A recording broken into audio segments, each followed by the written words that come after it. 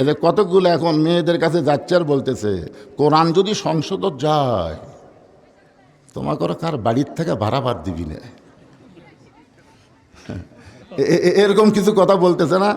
হায় হায় পাগলাইয়ে রে আমার মা বোনেরা শোনেন, এই কোরআন যদি সংসদে যায়, আল্লাহর আইনে যখন বাংলাদেশ চলে, মেয়েরা তাদের পূর্ণ স্বাধীনতা এবং অধিকার পেয়ে যাবে। জোরে কোন কথাটি কথা বললেন।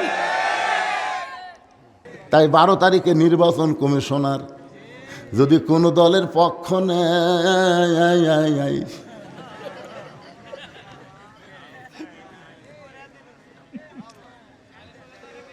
হ্যাঁ, এর আগে এক নির্বাচন কমিশনার জুতেতে পিটছে, আপনারা দেখছেন বার করে।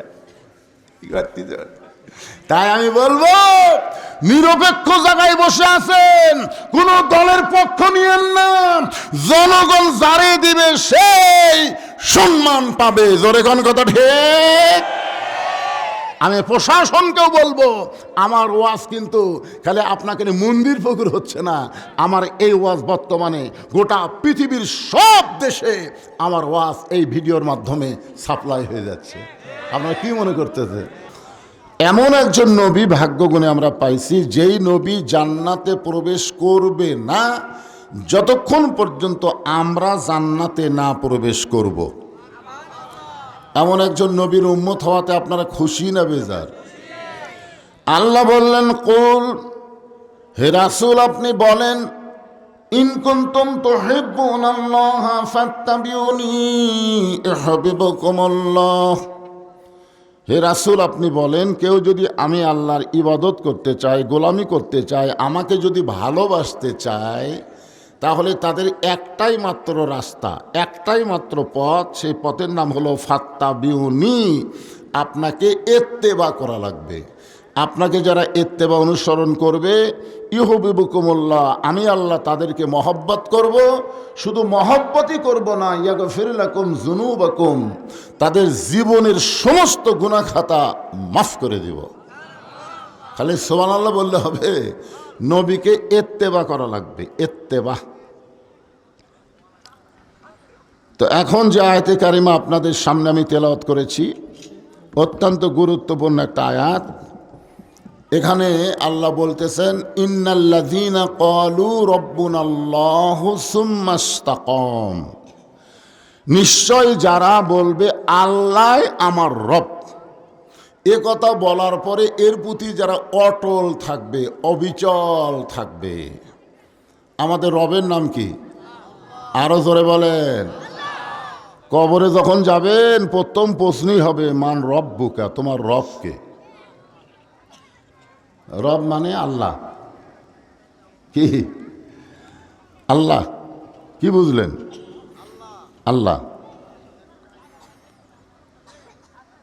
আসলে এই রব সম্পর্কে আমাদের এখনো অনেকেরই জানাই নাই, এই রবের অর্থ কি। এখানে আল্লাহ কেন বলতেছে নিশ্চয় যারা বলবে? কি বলবে?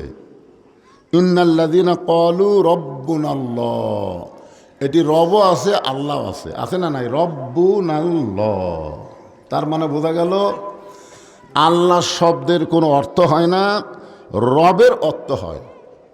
আল্লাহর কোনো অর্থ আছে? আল্লাহ আল্লাহ, আল্লাহ আল্লাহ।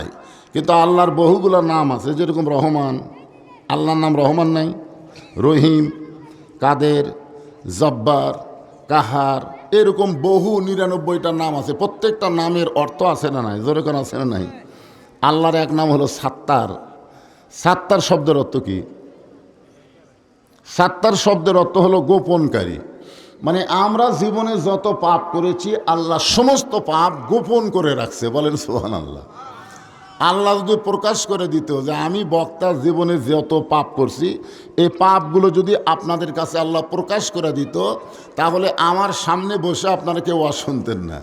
আর আপনারা জীবনে যত পাপ করছেন, এই পাপগুলো যদি আল্লাহ আমার কাছে প্রকাশ করে দিত, আমি ভয়ে তেজি আসতাম না।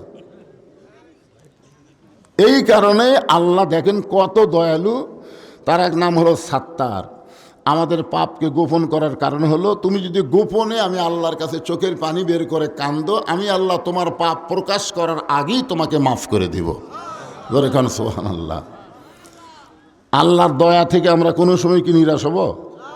আল্লাহ কোরআনে বলেছেন, লা তাকনাতু মির রাহমাতিল্লাহ ইন্নাল্লাহা ইয়াগফিরুয যুনুবা জামিআ ইন্নাহু হুয়াল গাফুরুর রহিম।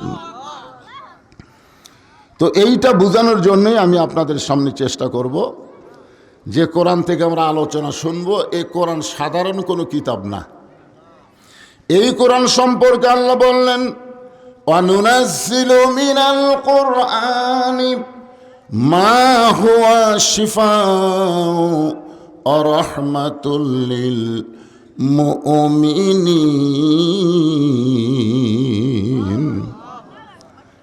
আল্লাহ এই কোরআনকে নাজিল করেছে মুমিনদের যাবতীয় রোগের শেফা এবং রহমত স্বরূপ। যার একটা স্লোগান আছে, সব সমস্যার সমাধান দিতে পারে আল কোরআন। এই স্লোগানকে সবাই দিবে তাই? যারা মানুষের তৈরি রাজনীতি করে, মানুষের আদর্শ গ্রহণ করে, মানুষের সংবিধান অনুযায়ী চলবার চায়, মানুষের আইন মানে, এরা কোনোদিন এই স্লোগান দিবে না। দিবে? তো আপনারা কি মানুষের আইন মানবার চাচ্ছেন না আল্লাহর? বর্তমানে মানুষের আইন দিয়েই আমাদের বাংলাদেশ চলতেছে, তো সারা জীবন কি এরকমই চলবে? পরিবর্তনের দরকার আছে না নাই? আপনারা বলেন তো, মক্কার ইসলাম আর মদিনার ইসলাম দুইটা কি এক? দুইটা এক? মক্কায় রাসূল পিটন খাসে, আর মদিনায় বাতিলের বিরুদ্ধে হকের পক্ষে আল্লাহর নবী 27টা যুদ্ধের সেনাপতি হয়ে গেছে। জোরে কান সুবহানাল্লাহ। তো সারা জীবন বাংলাদেশ কি একই থাকবে নাকি? এর কি কোনো পরিবর্তন নাই? আশা করা যায় 12ই ফেব্রুয়ারি আসতেছে। জোরে কান কথা ঠিক কি না? হ্যাঁ হ্যাঁ, কিসের 14? 12 তারিখে যদি সঠিক রায় দিবার পারেন, 14 সারা জীবনের জন্য দাফন হয়ে যাবে। এই ভ্যালেন্টাইন ডে ব্যবসা দিবস আর বাংলার জমিনে হবি না। জোরে কোন কথা কন না কেন? কথা কন না কেন? জাগা মতো কাম করা লাগবে। এক জায়গায় কাম করলে হবে? অর্ধ জাহানের খলিফা হযরত ওমর ছদ্মবেশে মদিনার অলি গলি ঘুরতেছেন। হঠাৎ হযরত ওমর দেখতে পায় দুই পাহাড়ের মাঝখানে একটা গিরিপথ। ওই গিরিপথের ভিতরে একটা সুন্দরী মেয়ে ধীর গতিতে হেঁটে হেঁটে চলতেছে। মেয়েটার সামনেও কোনো মানুষ নাই, পিছনেও কোনো মানুষ নাই। মাইকের সাউন্ড নষ্ট করে দিল। মাইকের সাউন্ড এতক্ষণ খুবই ভালো ছিল। এক দেখুন শয়তান ধরলো, আসে কে রে ভাই, এদিক তাকাতো তো, কে করলো মাইকে হাত দিবার? ভালো আসিল না, আসা হাত দেই।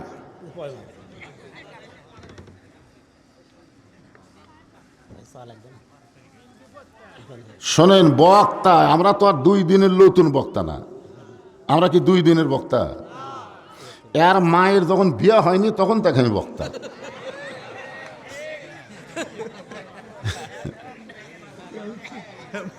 কুটি গেছে গেল কুটি, খবরদার হাত দিবি না। আমি যদি কিছু বলি তখন হাত দিবি। হাসতেছেন কেন? আমার ওয়াজের বয়স হলো 44 বছর। আর বিয়া মায়ের বিয়া তো কয় বছর আগে। আরে এখন তো ডিজিটাল ফিজিটাল কত ধরনের মাইক। আর আমরা যখন ওয়াজ করছি মুখ লাগা দিয়ে ওয়াজ করা লাগতো, লাটু মাইক, বুঝলেন? সাউন্ড হচ্ছিল না। একটা খুঁটার মধ্যে 2টা হরন লাগাচ্ছিল, লাগা খালি এরকম মাঝে মধ্যে ঘুরাচ্ছিল। অপারেটরের কাম হলো খালি ঘুরেন। উত্তর পাড়ার শুনছি 1 ঘন্টা, এখন দক্ষিণ পাড়ার 1 ঘন্টা শুনবি। মাঝখানে এক সামিয়ানা, তার মধ্যে বাঁশ দেওয়া, মাথার ডুঙ্গি দিয়ে এঙ্কের উপর দিকে তুলে থসে। দেখেন আপনারা, দেখেন নাই কি কঠিন অবস্থায় ওয়াজ করছি। আর এখন সেই ভালো মাইক, এত সুন্দর মাইক, ওয়াজ করতে মন আনন্দ পাচ্ছে। আর এসে হাত মারছে। কোনো হাত মারার দরকার নাই। হ্যাঁ, হাসি তো কি হাসে, কেবল একটা টানুত গেছি। বক্তাকের ওয়াজ এতই সোজা। এই যারা দাঁড়াচ্ছেন, আসতেছেন, বসতেছেন, সাউন্ড আরেকটু কমে দাও বাজান, যেরকম আগে ছিল ঠিক একই সাউন্ড দিয়ে দাও।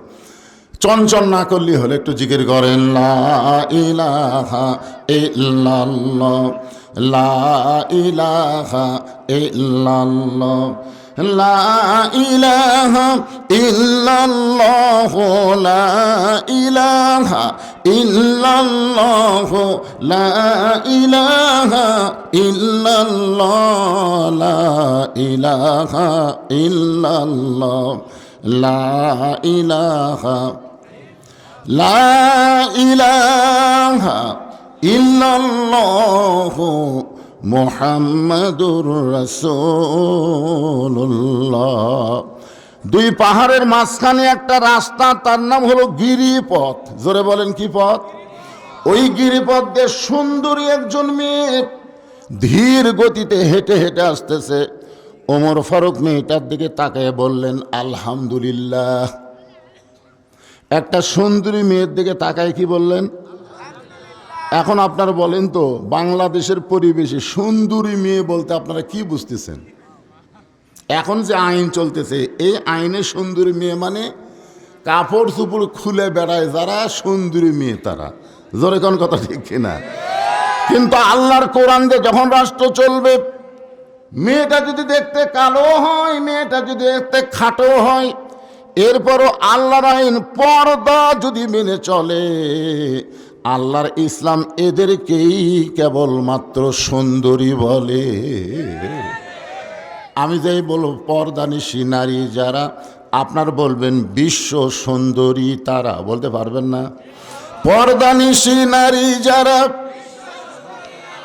আর বেপর্দা নারী যারা, বিশ্ব বেহায়া তারা। বেহায়া মানে কোনো শরম নাই। বেপর্দা নারী যারা, আর একটা স্লোগান দেওয়া যায়, বেপর্দা নারী যারা, শিলা কলা তারা। আপনারা শিলা কলা বোঝেন? একই গাছের কলা, এক গামলায় চোঁচাওয়ালা, এক গামলায় শিলা। একই গাছের কলাওয়ালা বিক্রি করতে যে খরিদ্দার এসে বলেন তো কোন কলার দাম করবে? গাছওয়ালা বলতে যে ভাই রে একই গাছের কলা রে। কয় না ভাই, আমি শিলা কলা নিই না। তুই কি কলা শিলা খাস না?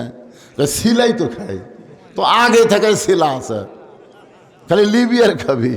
আপনারা বলেন তো, যে কলা আগে থেকে শিলা আছে ওটা কি খায়নি? মাছি খাসে, মশা খাসে, ধুলা খাসে, বালি খাসে, ওটা আর খাওয়ার উপযুক্তই নাই। তো যেই নারীরা বেপর্দা হয়ে বেড়ায়, ওদের বিয়ার আগেই কিন্তু অনেকেই খাসে। সরাসরি না খাইলে, শোনেন, সরাসরি না খাইলেও স্বপ্নে খাসে। ধরে কোন কথা ঠিক কিনা? এই যে আমাদের ইয়ং জেনারেশন যে স্বপ্ন দোষ হয়, বিয়ে শাদী করেনি, মাঝে মধ্যে গোসল করে। কে তোর বিয়ে করছিস? কয় না। তো গোসল করছিস কেমনে? এই জন্যে বলবেন বেপর্দা নারী যারা, ব্রয়লার মুরগি তারা। বেপর্দা নারী যারা, আপনারা দেখবেন একটা দেশি মুরগি ধরবার গেলে আপনি ধরতে পারবেন না, মারবে দৌড়। আপনি তাকায় দেখেন আঁচড়া পাঁচড়া ফৌরা দিয়ে ঢাকা আছে, আছে না নাই? কিন্তু একটা ব্রয়লার মুরগি ধরবার যান, ওই খালি ওটি ঘুরবি, ওটি ঘুরবি। আপনি তাকায় দেখেন আঁচড়া পাঁচড়া সব লাল। আমার মায়েরা যারা পর্দার অন্তরে আছেন, একটু মনোযোগ দেন। আল্লাহ বলেছেন, অকরনা ফি বুয়ুতিকুন্না ওয়ালা তাবাররাজনা তাবাররুজাল জাহিলিয়াতিল উলা। ওমর ফারুক মেয়েটার নিকটে গিয়ে বললেন, মা, এই নির্জন পথে তুমি একা একা চলতেছো, তোমার সামনেও কোনো মানুষ নাই, পিছনেও কোনো মানুষ নাই, তোমার অন্তরে কি ভয় ডর লাগতেছে না? মেয়েটা বলে, পথিক, তুমি কি হযরত উমরকে চেনো? সুবহানাল্লাহ বলেন। মেয়েটা হযরত উমরকে লক্ষ্য করে বলে, পথিক, তুমি কি হযরত উমরকে চেনো? যেদিন থেকে হযরত উমর আল্লাহর কোরআন দিয়ে রাষ্ট্র চালায়, সেদিন থেকে পৃথিবীর এক প্রান্ত থেকে আর এক প্রান্ত পর্যন্ত একটা মহিলা যাবে, তার কলিজায় আল্লাহ ছাড়া অন্য কারো ভয় থাকবে না। আর এখন আমরা ৩,০০০ টাকার জুতা মত দিয়ে মসজিদে নামাজ পড়বার গেলি, এই ৩,০০০ টাকার জুতা যদি আপনার পাওয়ার থাকে, আপনি যদি নিয়ত করেন আজকে সামনে কাতারে নামাজ পড়বো, আপনি জুতা কি দরজা থুয়া সামনে কাতারে যাবেন? জুতা কি জন্য নিয়ে যাবেন? কার ভয়ে?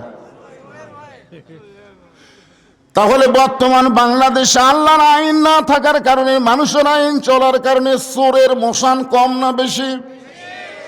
মসজিদের চারিধার 2 চোর ঘুরতেছে আর বুকো থাবাকে বলতেছে আমাকের ভয়ে সব জুতা ভিতরে ঢুকছে, আমাকের ভয়ে।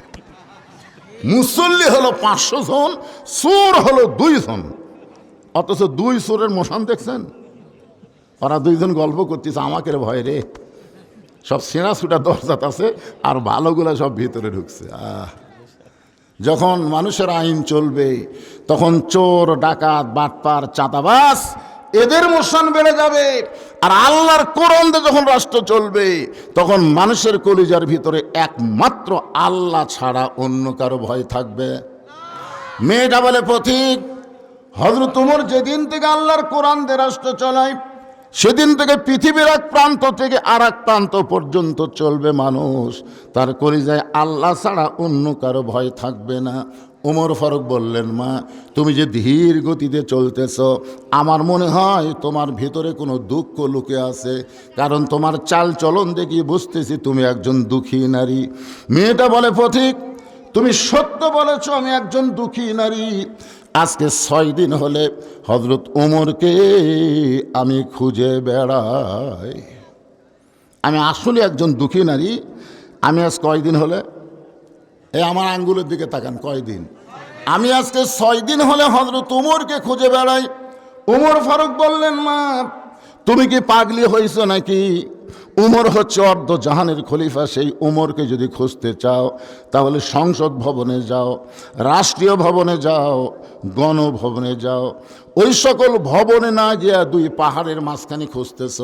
উমর কি গরু, ছাগল, উট, দুম্বা নাকি যেই 2 পাহাড়ের মাঝখানে তুমি 6 দিন হলে উমরকে খুঁজতেছ?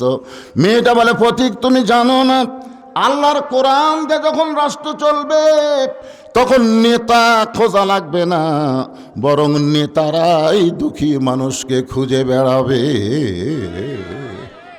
আল্লাহর কোরআন দিয়ে যখন বাংলাদেশ চলবে তখন কোনো নেতা খোঁজা লাগবে? নেতারাই দুঃখী মানুষকে খুঁজবে। আর এখন বাংলাদেশে মানুষের আইন চলার কারণে দেখবেন নেতারা ভোটের আগে দুঃখী মানুষকে খোঁজে, ভোট পায় নেতা হয়ে গেলে একটা নেতারও খবর নেই। সব মাইকিং করতেছে রাস্তার মধ্যে, গরিবের বন্ধু, সমাজ সেবক, জনদরদি। এত সুন্দর মাইকিং করে যখন নেতা হয়ে যাবি তখন নেতা কিন্তু আর আদম দিকে থাকবে না, নেতা থাকবে ঢাকায়। মাঝে মধ্যে নেতা বেড়াবার আসবে, চামচার অত্যাচারে নেতার ধারত কোনো ভোটারই যাবার পারবি না। জোরে কোন কথা ঠিক না? একটু মনোযোগ দিয়ে শুনবেন। ওমর ফারুক বললেন, মা তুমি কেন 6 দিন হলে ওমরকে খুঁজতেছ?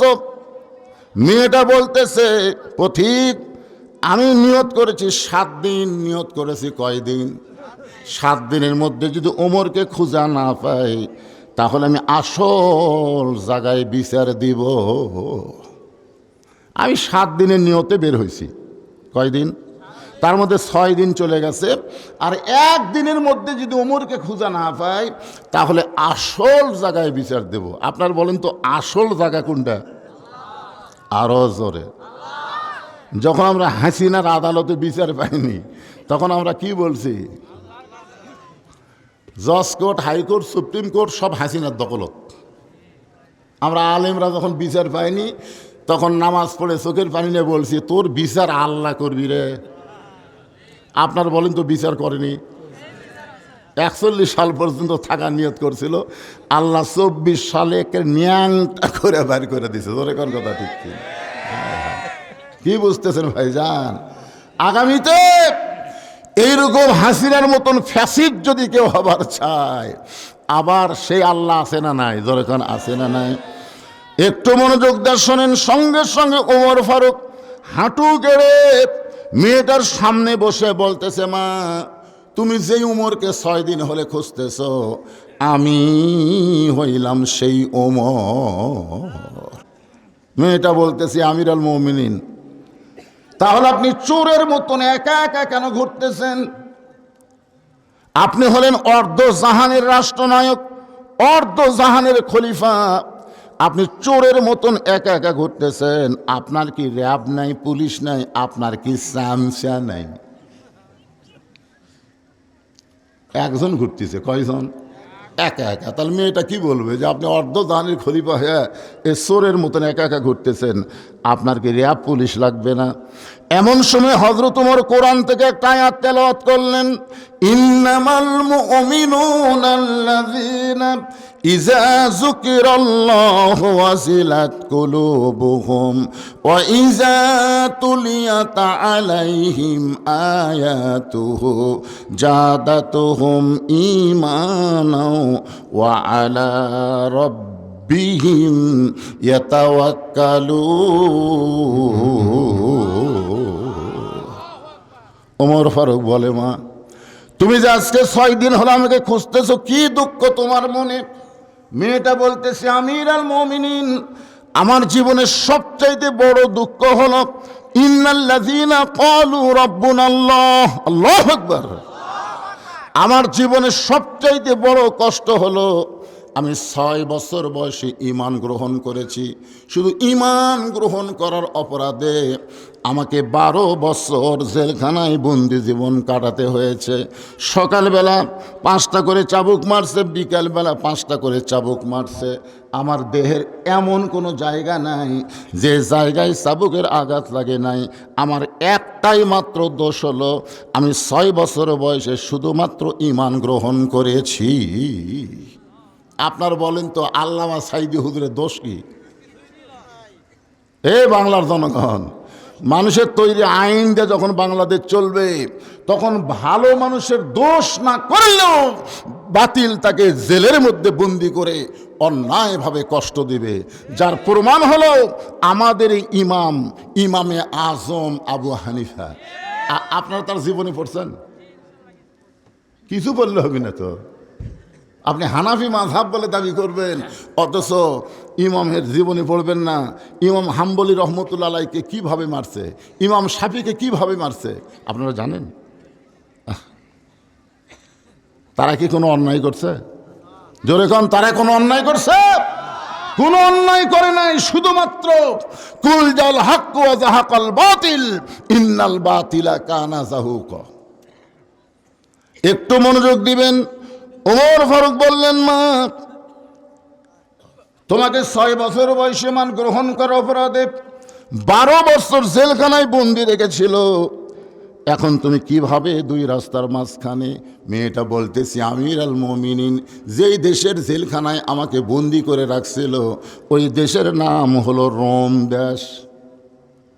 আপনি যখন রোম পারস্য দখল করলেন, তখন আপনি ঘোষণা করে দিলেন মুসলমান কোন রাষ্ট্র যখন দখল করবে ওই রাষ্ট্র তখন আল্লাহর কোরআন দিয়ে চলবে।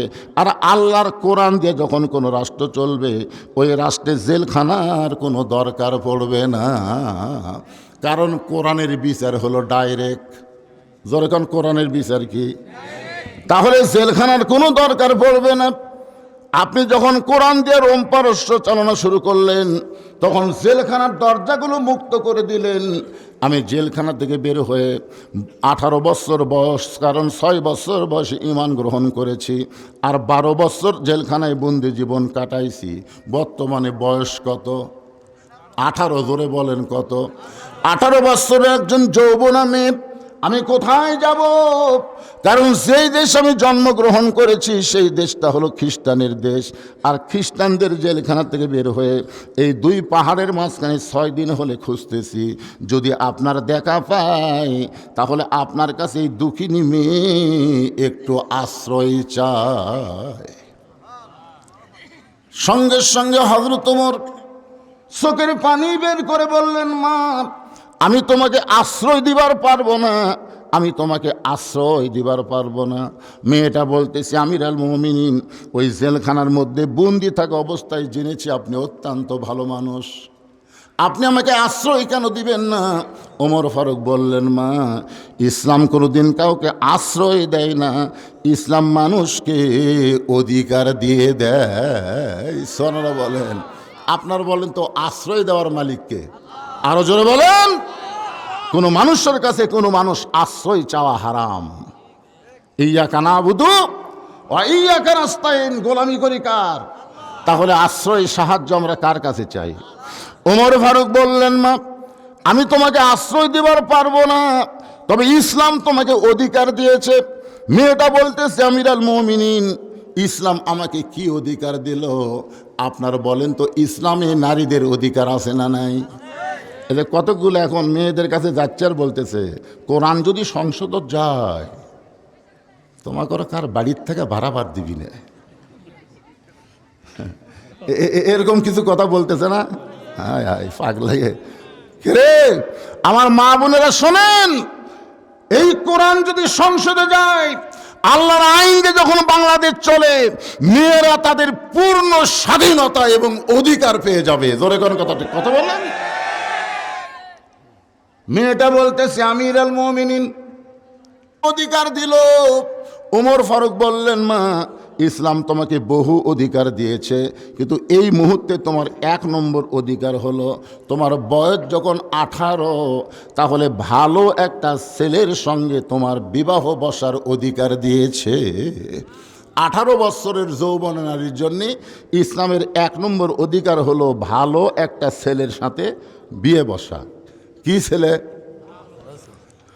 সুন্দর না ভালো? হ্যাঁ, সুন্দর কিন্তু আলাদা জিনিস। যদি বলতো সুন্দর একটা ছেলের সাথে বিয়ে বসার অধিকার দিছে, তাহলে আমার মতন কালো বউ পাওয়া কঠিন হয়ে যেত। হ্যাঁ, এই জন্যে ভালো ভালো জিনিসটা বুঝবেন। ভালো, এই যুবকেরা তোমরা যারা বসে আছো খুব খেয়াল করো, ভালো ছেলের 1 নম্বর গুণ হলো মহরনা নগদ দিবে, 1 টাকাও ডিমান্ড লিবে না। আর কথা কয় না, আর কথা কয় না। এই বিয়ে করছো তোমরা? মাশাআল্লাহ, সব এক জায়গায় বলছে রে। ভালো ছেলে যদি হবার চাও, মোহরানা যা বাঁধবা সেটা নগদ দেওয়া লাগবে, 1 টাকা ডিমান্ড নেওয়া জায়েজ। জোরে বলেন জায়েজ। ওমর ফারুক বললেন, মা, এই মুহূর্তে তোমার ভালো একটা ছেলের সঙ্গে বিয়ে বসার অধিকার দিয়েছে, কিন্তু তোমার যখন কোনো অভিভাবক নাই, আমি তোমার অভিভাবক হয়ে একটা ভালো ছেলের কথা বলি, দেখো তো ছেলেরা তোমার পছন্দ হয় কিনা। মেয়েটা বলতেছে, আমিরুল মুমিনিন, তাহলে আপনি বলেন তো ভালো ছেলের পরিচয় কি? ওমর ফারুক বললেন, ছেলেটার বয়স হলো 22 বছর। ছেলেটার বয়স কত? লম্বায় হলো 6 ফুট 2 ইঞ্চি, গায়ের রং হলো ফর্সা, চাঁদের মতন চেহারা, যোগ্যতা হলো 30 পারা কোরআনের হাফেজ, 6 লক্ষ হাদিসের হাফেজ। ছেলেটার নাম হলো আব্দুল্লাহ, আর বাবার নাম হলো ওমর। সুবহানাল্লাহ, আসতে বললেন কেন? ওমর ফারুক বললেন, মা, আমার আব্দুল্লাহর সঙ্গে তোমাকে বিয়েটা দিয়ে তোমাকে বৌমা বানায়া আমার বাড়িতেই তোমাকে অধিকার দিবার চায়। ছেলের বউকে আপনারা কি বলেন? আরো জোরে সবাই বলতেছেন না কেন? যাদের নাই হবি না। আমি দিনাজপুরের এক মাহফিলে এরকম 3-4 বার বলছে, ছেলের বউকে আপনার কি বলেন? বৌমা। বৌমা সবাই বলতেছে, কিন্তু আর বাম পাশে সভাপতি সাহেব কথা কয় না। তা আমি বললাম, সভাপতি সাহেব, আপনার কি ছেলে নাই? তোকে আছে হুজুর। তো বিয়ে করার নাই? করাছি তো। কয়টা ছেলে বিয়ে করাছেন? 2টা করাছি হুজুর। তা আপনি একটা বার বৌমা বলতেছেন না, কারণ কি? তখন বলে, হুজুর, যে 2টা বউ পাচ্ছি এটা মায়ের যোগ্য না, এরা হলো বউ দজ্জাল।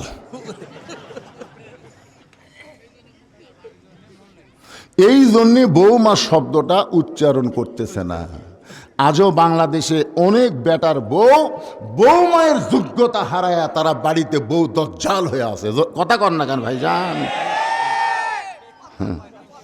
আরে বউ দজ্জাল। কে রে মায়েরা যারা পর্দার অন্তর আছেন, আমি কার কথা বলবো? আমার নিজেরটার কথাই বলতে যে কয়েকদিন আগে 5 পীর একটা মাহফিল হয়ে গেল। মাহফিল তো না, ইসালে সওয়াব, বিশাল একটা মেলা হয়ে গেল, 5 পীর মেলা।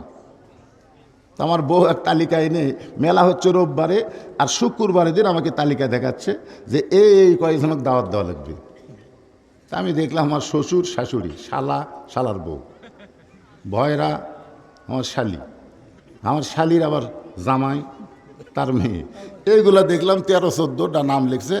আমি খেয়াল করে দেখলাম আমার গ্রুপের একটাও নেই, মানে সব বইয়ের গ্রুপ, আমার গ্রুপের একটাও নেই।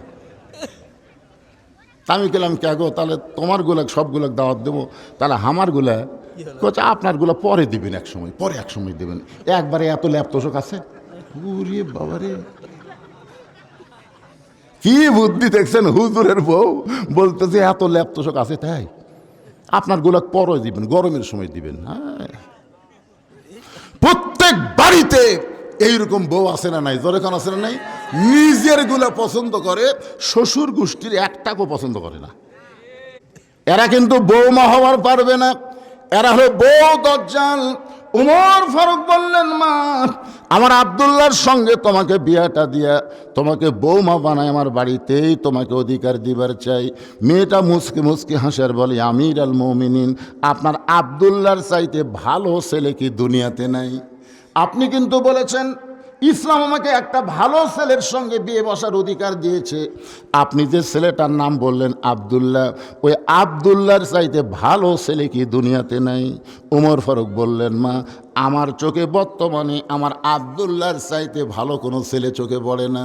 মেয়েটা বলতেছে, আমির আল মুমিনিন, আপনার চোখে যদি ভালো ছেলে না পড়ে, আমি একটা ছেলের নাম বলি, দেখেন তো ছেলেটা কেমন লাগে। উমর ফারুক চুমকে উঠছে। কে রে? এই মেয়েটা জেলখানায় বন্দি ছিল, সেই মেয়েটা ভালো ছেলের কি নাম বলবে? মেয়েটা বলতে, ছেলেটার নাম হলো হোসাইন, মায়ের নাম হলো ফাতেমা, বাবার নাম হলো হজরত আলী, আর নানার নাম হলো মুহাম্মাদুর রাসূলুল্লাহ। এখন আপনি বলেন, আপনার আব্দুল্লাহ ভালো না হোসাইন ভালো? আপনাকে বলা হচ্ছে না।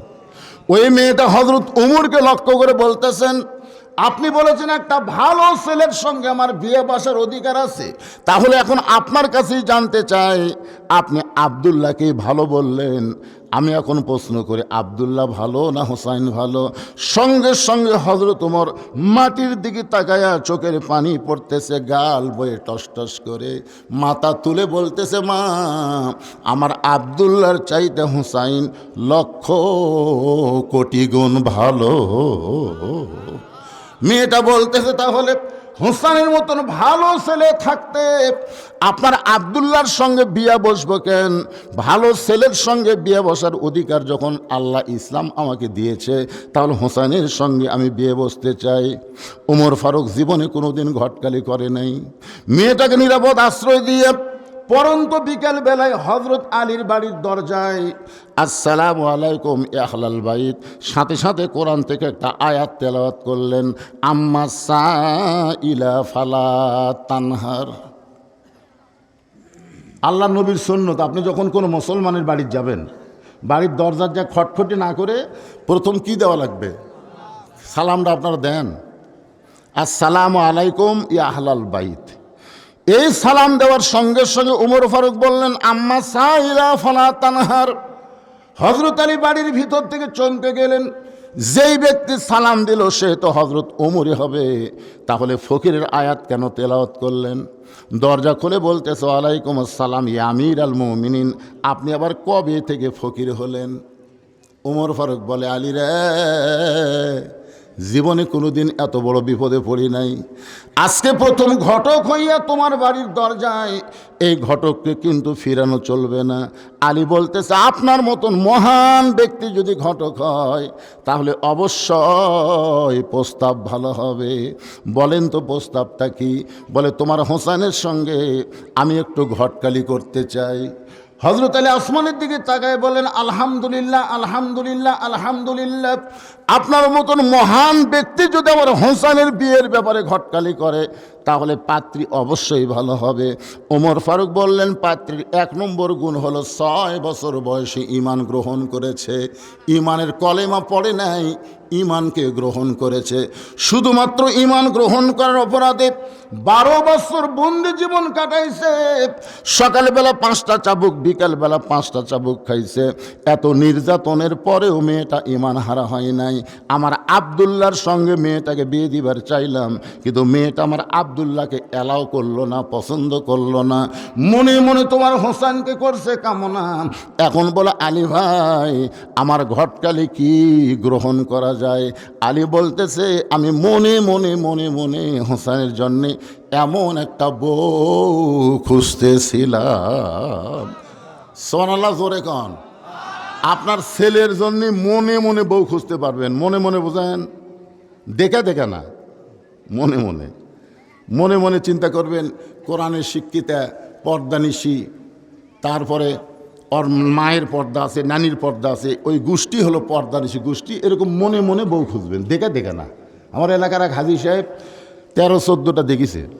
দেখার পর আমাকে বলতে যে, হুজুর এতগুলো দেখলাম এখনও পছন্দ হলো না। তা আমি বললাম, কে ভাই বুড়া বয়স আর বিয়ে করে চাচ্ছেন? না হুজুর, আমার জন্য লয় তো, আমার ছেলের জন্যে। তো আপনি কীভাবে দেখেন? লাডা ছেড়া দেখি, লাডা ছেড়া দেখে, জানেন? দেখি মা হাতটা দেখে তো এরকম হাতলে লাড়ে, মাথার চুল লাড়ে, এগুলো লাড়তে লাড়তেই শালা বুড়া লুচ্চা হয়ে গেছে। ওই সহজে বেটা বিয়ে করবি না, ওই আরও লাড়বি। ইসলামে কোনো নিয়ম নাই বেটা বিয়ে করবে বাপ দেখবে, কারণ বিয়ার আগে বাপের জন্যও যা, বেটার জন্যও তাই। কথা কন না কেন? বিয়ার আগে বাপের জন্যও মেয়ে যা, ওই বেটার জন্যও তাই।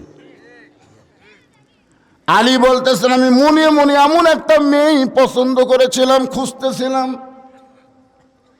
উমর ফারুক বললেন, আলী ভাই তাহলে আমার ঘটকালি আল্লাহ কবুল করেছে, আসো দুইজন কোলাকুলি করি। বুকের মধ্যে নিয়ে যখন দোয়া পড়তেছে, আল্লাহুম্মা জিদ মুহাব্বাতাল লিল্লাহি ওয়া লিরাসূলি, উমর হযরত আলী যখন কোলাকুলি করতেছে, এমন সময় হোসেন ঘরের ভিতর থেকে বের হয়ে সালাম দিয়ে বলে, মুরব্বীরা আপনার দুইজন যেইভাবে কোলাকুলি করতেছেন মনে হয় বিয়ে আপনারাই করবেন। যেই মাত্র কইছে মনে হয় বিয়ে আপনারাই করবেন, সঙ্গে সঙ্গে ওমর ফারুকের রাগ বেশি না কম? রক্তের মতন চেহারা লাল করে বলতেছে, হোসেন আমি তোমার মুরব্বী, তোমার বাবাও তোমার মুরব্বী, আমরা দুই মুরব্বী মিলে যদি কোনো সিদ্ধান্ত নেই তুমি কি সেই সিদ্ধান্ত গ্রহণ করবা না? হোসেন বলতেছে, আপনি আমার মুরব্বী আমি জানি, আমার বাবা মুরব্বী আমি জানি, কিন্তু আসল মুরব্বী হিসাবে শুধু একজনকেই আমি মানি, তিনি হলেন আমার নানা। আমার নানা ছাড়া অন্ধভাবে এই দুনিয়ার কাউকে মানা যাবে না।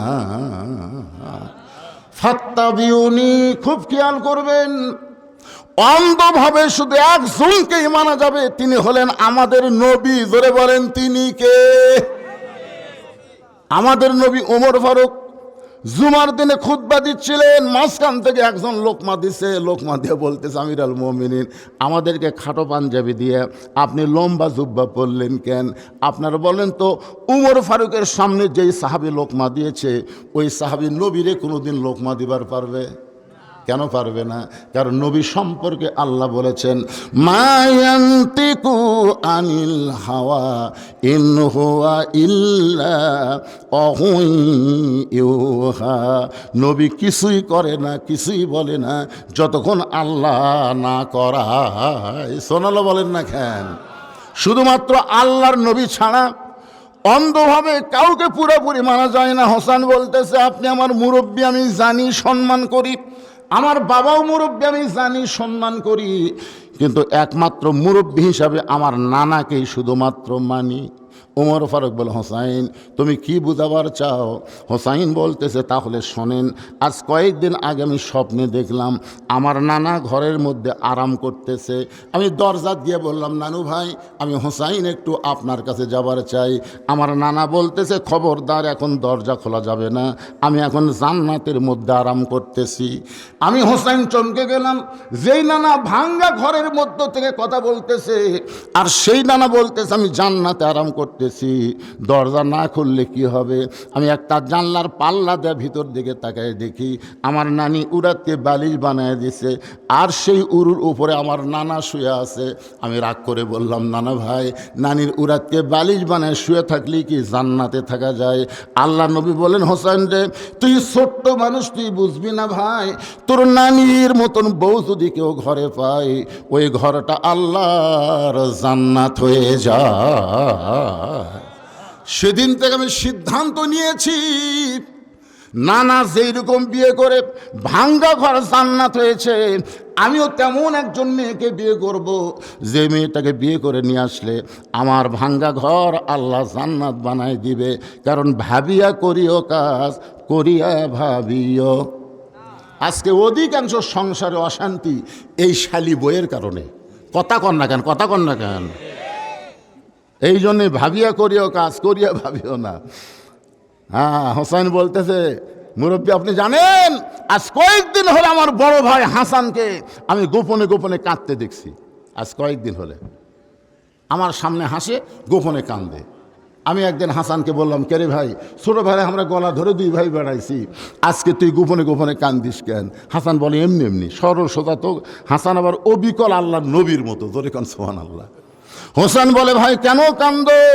হাসান বলতেছে, আমি কেন কান্দি এই কথা যেন কাউরে বলিস না ভাই, আমার ভাগ্য বড় খারাপ, তোর ভাবি অত্যন্ত খারাপ। হাসান রাদিয়াল্লাহু যাকে বিয়ে করেছিল তার নাম হলো জায়েদা। জোরে বলেন, তার নাম কি? জায়েদা হলো কুটনি। এর কাছে ওর কথা, ওর কাছে ওর কথা, ওর কাছে। এরকম কিছু মেয়ে মানুষ গ্রামে আছে না নাই, যাদের কারণে গোটা গ্রামে শান্তি। এই জায়েদার মতন একটা মেয়ে ছিল, নাম হলো হাসিনা। জোরে কার নাম কি? আপনারা বলেন তো, যতদিন ছিল কোনো শান্তি ছিল? কথা বল না কেন? একটু মনোযোগ দিয়ে শুনবেন। আর একটা মেয়ে ছিল খালেদা। জোরে বলেন, আর একটা মেয়ের নাম কি? 2-3 গ্রাম ক্ষমতায় ছিল, কিন্তু বাংলাদেশের একটা আলেমের হাতে হাত করা পড়েছে। আপনারা কি দেখছেন? যার কারণে বেগম খালেদা জিয়া দুনিয়ার থেকে বিদায় নিল। তার জানাজায় গোটা পৃথিবীর ভিতরে এত মানুষ হয় নাই, সেই মানুষ তার জন্য দোয়া করে দিল।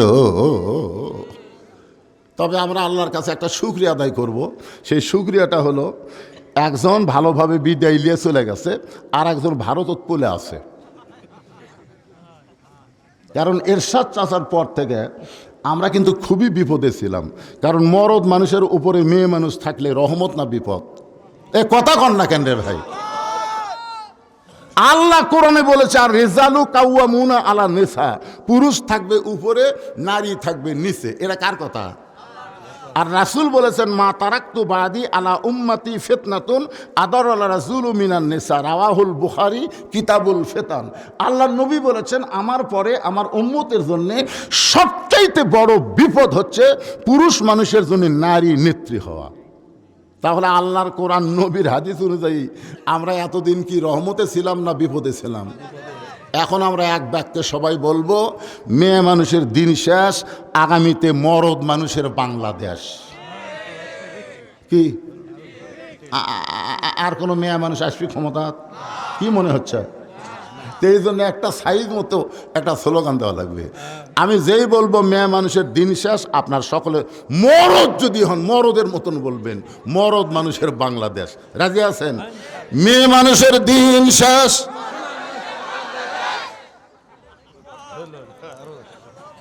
হাসে হাসে যা হাসে আলহামদুলিল্লাহ। মানে এতদিন মেয়ে মানুষের তলে থেকে পুরুষ মানুষ কি হবে জানেন? যেই বাড়িতে দেখবেন মেয়ে মানুষের গলা জোরে হয়, ওই বাড়িতে পুরুষ মানুষের কণ্ঠ নিচু। জোরে কোন কথা ঠিক কিনা? আপনাকে এই গ্রামে খোঁজরা দেখবেন, যেই বাড়ির মেয়ে মানুষ চিল্লাচিল্লি বেশি করে, ওই বাড়ির পুরুষ মানুষ হিজড়া ঢপা হয়। জোরে কোন কি ঢপা হয়? হিজড়ে। তো এতদিন মেয়া মানুষ আমাকে মাথার উপর ছিল, আমাকে রেখে স্বভাবটা কীরকম হয়ে গেছে, দুর্বল। তো আগামীতে একটা চান্স আছে না নাই? কথা কন্টে ভাই, আছে না নাই? একটু মনোযোগ দিয়ে শুনবেন। হোসাইন বলতেছে, আমির আল মুমিনিন, আমার নানা যেমন বিয়ে করেছে আমি তেমন একটা বিয়ে করতে চাই। ভাবিয়া করিও, কাজ করিয়া ভাবিও না। আস্তে করে হোসাইন বাবার হাতটা ধরে বলে, বাবা আপনি সত্যি করে বলেন তো আমার মা আপনার কেমন বউ ছিল? আপনি সত্যি করে বলেন বাবা, আমার মা আপনার কেমন বউ ছিল? আপনি যেমন আমার মাকে বিয়ে করে ভাঙ্গা ঘর জান্নাত পাইছেন, আমার নানা যেমন বিয়ে করে ভাঙ্গা ঘর জান্নাত হয়েছে, আমি তেমন একটা মেয়েকে বিয়ে করতে চাই। ওমর ফারুক বললেন, হোসাইন আমি যেই মেয়ের ঘটকালি করতেছি বাবা, এই মেয়েকে যদি তুমি বিয়ে করো তাহলে তোমার ঘরটাও আল্লাহ জান্নাত বানিয়ে দেবে। হোসাইন বলতেছে, আমির আল মুমিনিন আপনার মুখের কথাই আমি মেয়েটাকে বিয়ে করব না। ওমর ফারুক বলে, তাহলে তুমি কি চাও? হোসেন বলতেছে, আমি সেই মেয়েকে বিয়ে করব যে মেয়ে আমার 3টা প্রশ্নের উত্তর দিবার পারবে। আমার আঙ্গুলের দিকে তাকান, কয়টা? যে মেয়েটা আমার 3টা প্রশ্নের উত্তর দিবার পারবে আমি সেই মেয়েকে বিয়ে করব। ওমর ফারুক বলে, হোসাইন তুমি কি 3টা প্রশ্ন করবে? হোসাইন বলতেছে, আমি যাকে বিয়ে করব তার সামনেই প্রশ্ন আউট হবে, দুনিয়ার অন্য কারো সামনে আমি প্রশ্ন প্রকাশ করব না। ওমর ফারুক বলে, আলী ভাই তোমার হোসাইন যে 3টা প্রশ্ন করবে এ সম্পর্কে তোমার ধারণা কি? আলী বলতেছে, আজকে জীবনের প্রথম শুনলাম। ওমর ফারুক বলে, যেই প্রশ্ন আমিও জানি না তুমিও শোনো নাই, সেই প্রশ্নের উত্তর মেয়েটা কেমনে দিবে? আমার ঘটকালি আল্লাহ কবুল করে নাই। ওমর ফারুক কানতে কানতে মেয়েটার কাছে গিয়ে বলে, মা আমার আবদুল্লাহকে বিয়ে কর, আমার আবদুল্লাহর সঙ্গে বিয়ে হলে তোর জীবন শান্তিময় হয়ে যাবে। মেয়েটা বলতেছে, আপনি খালি একটা বার বলেন আপনার আবদুল্লাহ হোসেনের চাইতে ভালো, আপনি শুধু একটা বার বলেন আবদুল্লাহ হোসেনের চাইতে ভালো, আমার বিয়ে বসতে কোনো আপত্তি নাই।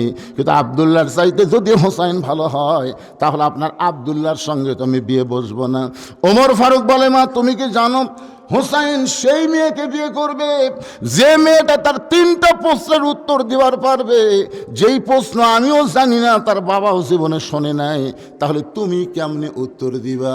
মেয়েটা বলতেছি, আমির আল মুমিনিন হোসেন কি 3টা প্রশ্ন করবে আমি জানি না, তবে আমার ঈমান বলতেছে আমি না পারলেও আমার আল্লাহ পারাবে।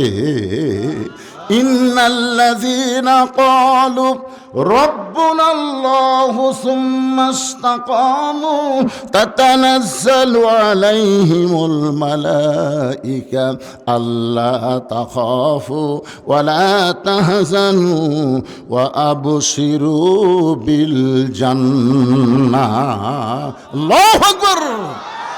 মেয়েটা বলতেছে, হোসেন কি 3টা প্রশ্ন করবে আমি জানি, এজরকান আমি জানি, কিন্তু আমার ঈমান বলতেছে আমি না পারলেও আমার আল্লাহ পারাবে।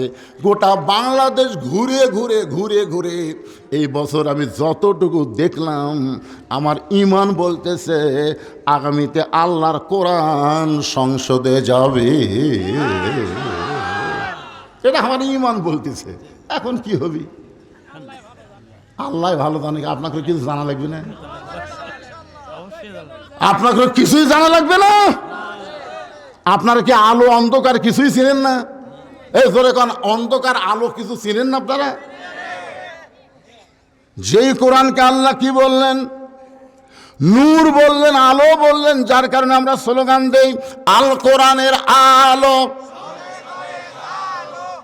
রে ঘর ঘর কে রে, ঘর ঘর কি এই তোরা একটু চাপা হইতো, এদিকে তোরা গ্রুপ হয়ে গেছে কেন বারা? ময়না রে ময়না এদিকে চাপা আসো, দেখি এটা দেখছেন এমন এক গ্রুপ আছে। হায় হায়,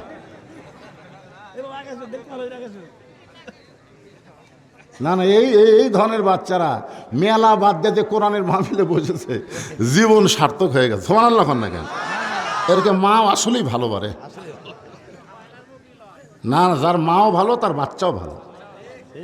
এই জন্য একটা খ্রিস্টান লেপোনিয়ান বলেছে, তোমরা যদি ভালো একটা সন্তান চাও ভালো একটা মায়ের দরকার।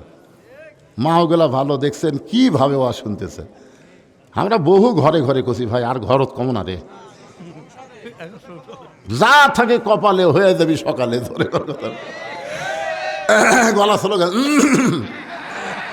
আল কোরআনের আলো, কোরআন হাদিস যেখানে, দুনিয়ার মুসলমান লিল্লাহে তাকবীর। একটা হিন্দু পর্যন্ত বলতেছে কোরআন যদি সংসদে যায় আমরা ন্যায্য অধিকার পাবো। একটা বৌদ্ধ পর্যন্ত বলতেছে কোরআন যদি সংসদে যায় আমরা ন্যায্য অধিকার পাবো। আর এই বিএনপি আওয়ামী লীগ বুঝতেছে না, এরা স্লোগান দিচ্ছে না। আমি দেখলাম তো মাঝে মধ্যে থেকে স্লোগান ওঠেনি কি। এই বিএনপি যারা করেন, আপনারা জানেন শহীদ প্রেসিডেন্ট জিয়াউর রহমানকে যখন হত্যা করা হলো চিটাগাঙ্গে, তার কাছে একটা ব্রিফকেস ছিল, জানেন আপনারা? ওই ব্রিফকেস মনে করছিল যে একেবারে ব্যাংকের চেক বই আছে, ডলার মলার আছে, অস্ত্র ফস্ত্র আছে, বহু কিছু আছে, এই মনে করে ওই ব্রিফকেস ওখানে খোলে নাই। ঢাকাত নিয়ে এসে খোলার পরে দেখে ব্রিফকেসের মধ্যে দুইটা মাত্র জিনিস, একটা হলো জায়নামাজ আর একটা হলো কোরআন। ধর্ম নিরপেক্ষ সংবিধান ছিল। শহীদ প্রেসিডেন্ট জিয়াউর রহমান বিসমিল্লাহির রহিম দিয়ে শুরু করলো, জোরে কোন কথা ঠিক কিনা? আর ইসলামের মূল মন্ত্র কি ভাইজান? সেই বিএমপি রে, আল্লাহর ওলি রে। আরাফার ময়দানে গেলে দেখা যায় শহীদ প্রেসিডেন্ট জিয়াউর রহমান কত বড় আল্লাহর ওলি। ওখানে যারা গেছে তারা নিজের চোখে দেখাচ্ছে। নিমের গাছের তলে যখন বসলাম, কিছুক্ষণ পর একটা বাতাস উঠলো, বুঝলেন? মনেই হচ্ছে না দুনিয়ার বাতাস, মনে হয় নিমের গাছের পাতা দিয়ে আল্লাহ জান্নাতের বাতাস হাজিদের গায়ে দিচ্ছে। গাছের দিকে দেখলাম সাজারাতুল জিয়া, গাছের নাম হলো জিয়া গাছ। হ্যাঁ, কি? হ্যাঁ, জিয়া গাছ, জিয়া গাছ, জিয়া টিরি। চিন্তা করছেন বিএমপি করেন ভাইজান, আপনারা তো ভালো মানুষ রে। আপনাকে বেগম জিয়ার জানাজাত কত লোক হলো, আর কত নেতা মূর্তিছে, কুত্তেও যায় না, কথা কয় না। তো এই জন্যে আওয়ামী লীগ বাদ দেয়, ওর কখন বাদ দিল, বাদ দিয়ে বিএমপি, জামাত, তাবলিগ, পিউর মুরিদি, হাত পাকা রে পাকায় হোক, সব মিলে কোরআনের পক্ষে একটা স্লোগান ডাঁটের দেওয়া লাগবে। জনগণ যেন বুঝবার পারে হুজুর একলা নাই, হুজুরের সামনে হাজারো আল্লাহর বান্দারা আছে, এটা যেন বুঝবার পারে। গলা খাঁকারে দেন। আল কোরআনের আলো, কোরআন হাদিস যেখানে, দুনিয়ার মুসলমান লিল্লাহে তাকবীর। মেয়েটা বলতেছে আমির আল মুমিনিন হোসেন কি তিনটা প্রশ্ন করবে আমি জানি না, তবে আমার ঈমান বলতেছে আমি না পারলেও আমার আল্লাহ পারবে। ওমর ফারুক এক দৌড়ে চলে আসছে হযরত আলীর বাড়িতে। আলী বলতেছে কিছুক্ষণ আগে কাঁদতে কাঁদতে চলে গেলেন, আবার ফেরত আসলেন কেন? ওমর ফারুক বলতেছে তারিখ করবার আছি, তারিখ। হোসেন বলে কিসের তারিখ? ওমর ফারুক বললেন বিয়ার তারিখ না, তুমি যে তিনটা প্রশ্ন করবা সেই প্রশ্নের উত্তর দিবার পারবে কি পারবে না তারই তারিখ। আলী বলতেছে যেই প্রশ্ন আপনিও শোনেন নাই আমিও জানি না, সেই প্রশ্নের উত্তর মেয়েটা কেমনি দিবে? ওমর ফারুক বলে আলী রে, ইমানের বলে বলিয়ান হয়ে যখন কোনো মানুষ কথা বলে ওই মানুষ তখন একলা থাকে না, ওই মানুষের সঙ্গে ইমানের মালিক আল্লাহ থাকে। আমাদের ভিতরে ইমান আছে না নাই? ভারত আমাকে ভয় দেখাচ্ছে জানেন। কয়েকদিন আগে ভারতের এক উগ্রপন্থী মন্ত্রী বলেছে বাংলাদেশের কতগুলো মৌলবীরা কোরআন তেজত জয়া খালি রাজনীতি করে, যে সব দেখা হলো শেষ, আগামীতে দেখবো কোরআনের বাংলাদেশ। ওই মন্ত্রী ভারত থেকে বলতেছে এই যে মৌলবীরা জানে না যে বাংলাদেশে তিন দিকে ভারত, একদিকে সাগর, যদি আমরা ধরি এই মৌলবীরা পলানা রাস্তা পাবি না, সাগরও চুবড়ে মরবি, এমন একটা হুমকি দিছে বুঝলেন। আমরা বলে সাগরও চুবড়ে মরব। আমি ফেসবুকে লিখলাম কেরে ন্যাংটির বাচ্চারা, এই তোরা যেই সাগর আমাকে দেখাস এর চাইতে বড় সাগর মুসা নবীর সামনে ছিল, আল্লাহ সাগরকে রাস্তা বানায় দিল। তাহলে আমাকে সেই আল্লাহ আছে না নাই? তোরা তিন দিক থেকে ধরবো, সাগর আল্লাহ রাস্তা বেনে দিবি, আমরা যাবো, তোমরা যেই ঢুকবো আর আগেকার মতন চাপা খাবো, নমরু ফেরাউনের মতন চুবড়া মরবো। তোর এখন কথা ঠিক কিনা? একজন ভারতের এমপি নগেন্দ্র, এর নামগুলো কঠিন, বলতেছে আমাদের কাছে পারমাণবিক বোমা আছে, অ্যাটম বোমা আছে, একটা বোমা যদি মারা হয় গোটা বাংলাদেশ ছাই হয়ে যাবে। তার মানে আল্লাহর কোরআন দিয়ে বাংলাদেশ চলুক ওরা পছন্দ করে না, কারণ কোরআন দিয়ে যখন বাংলাদেশ চলবে ভারতের একটা খনিও থাকবে না, সব খনি আল্লাহ বাংলাদেশের মাটির তলে পৌঁছাইয়া দিবে। কি মনে করতেছেন? এটা 2003 সালে আপনার কিছু ভূতত্ত্ববিদ এসেছিল বিদেশ থেকে, এসে বাংলাদেশের মাটির তলে তাকে দেখে হীরার খনি, সোনার খনি, তেলের খনি, কয়লার খনি, পেট্রোলের খনি, খালি খুনি রে বাংলাদেশের তলে। কিন্তু এত নিচে আছে, বুঝলেন, এত নিচে খনিগুলো আছে যে খনির থেকে বলে তুলবার গেলে খরচই বেশি হবে। এটা মার হবা। কিন্তু আল্লাহ কোরআনে বলেছেন ফালিয়াবুদু রাব্বা হাযাল বাইত আল্লাযী আত'আমাহুম মিন জু'ইন ওয়া আমানাহুম মিন খাউফ। তোমরা ওই ঘরের মালিকের যখন গোলামি করবা তোমাদের রিজিকের কোনো পেরেশানি থাকবে না। ওই খনিগুলো আল্লাহ নিচের থেকে উপরে তুলে দিবার পারে না। ওয়া আমানাহুম মিন খাউফ।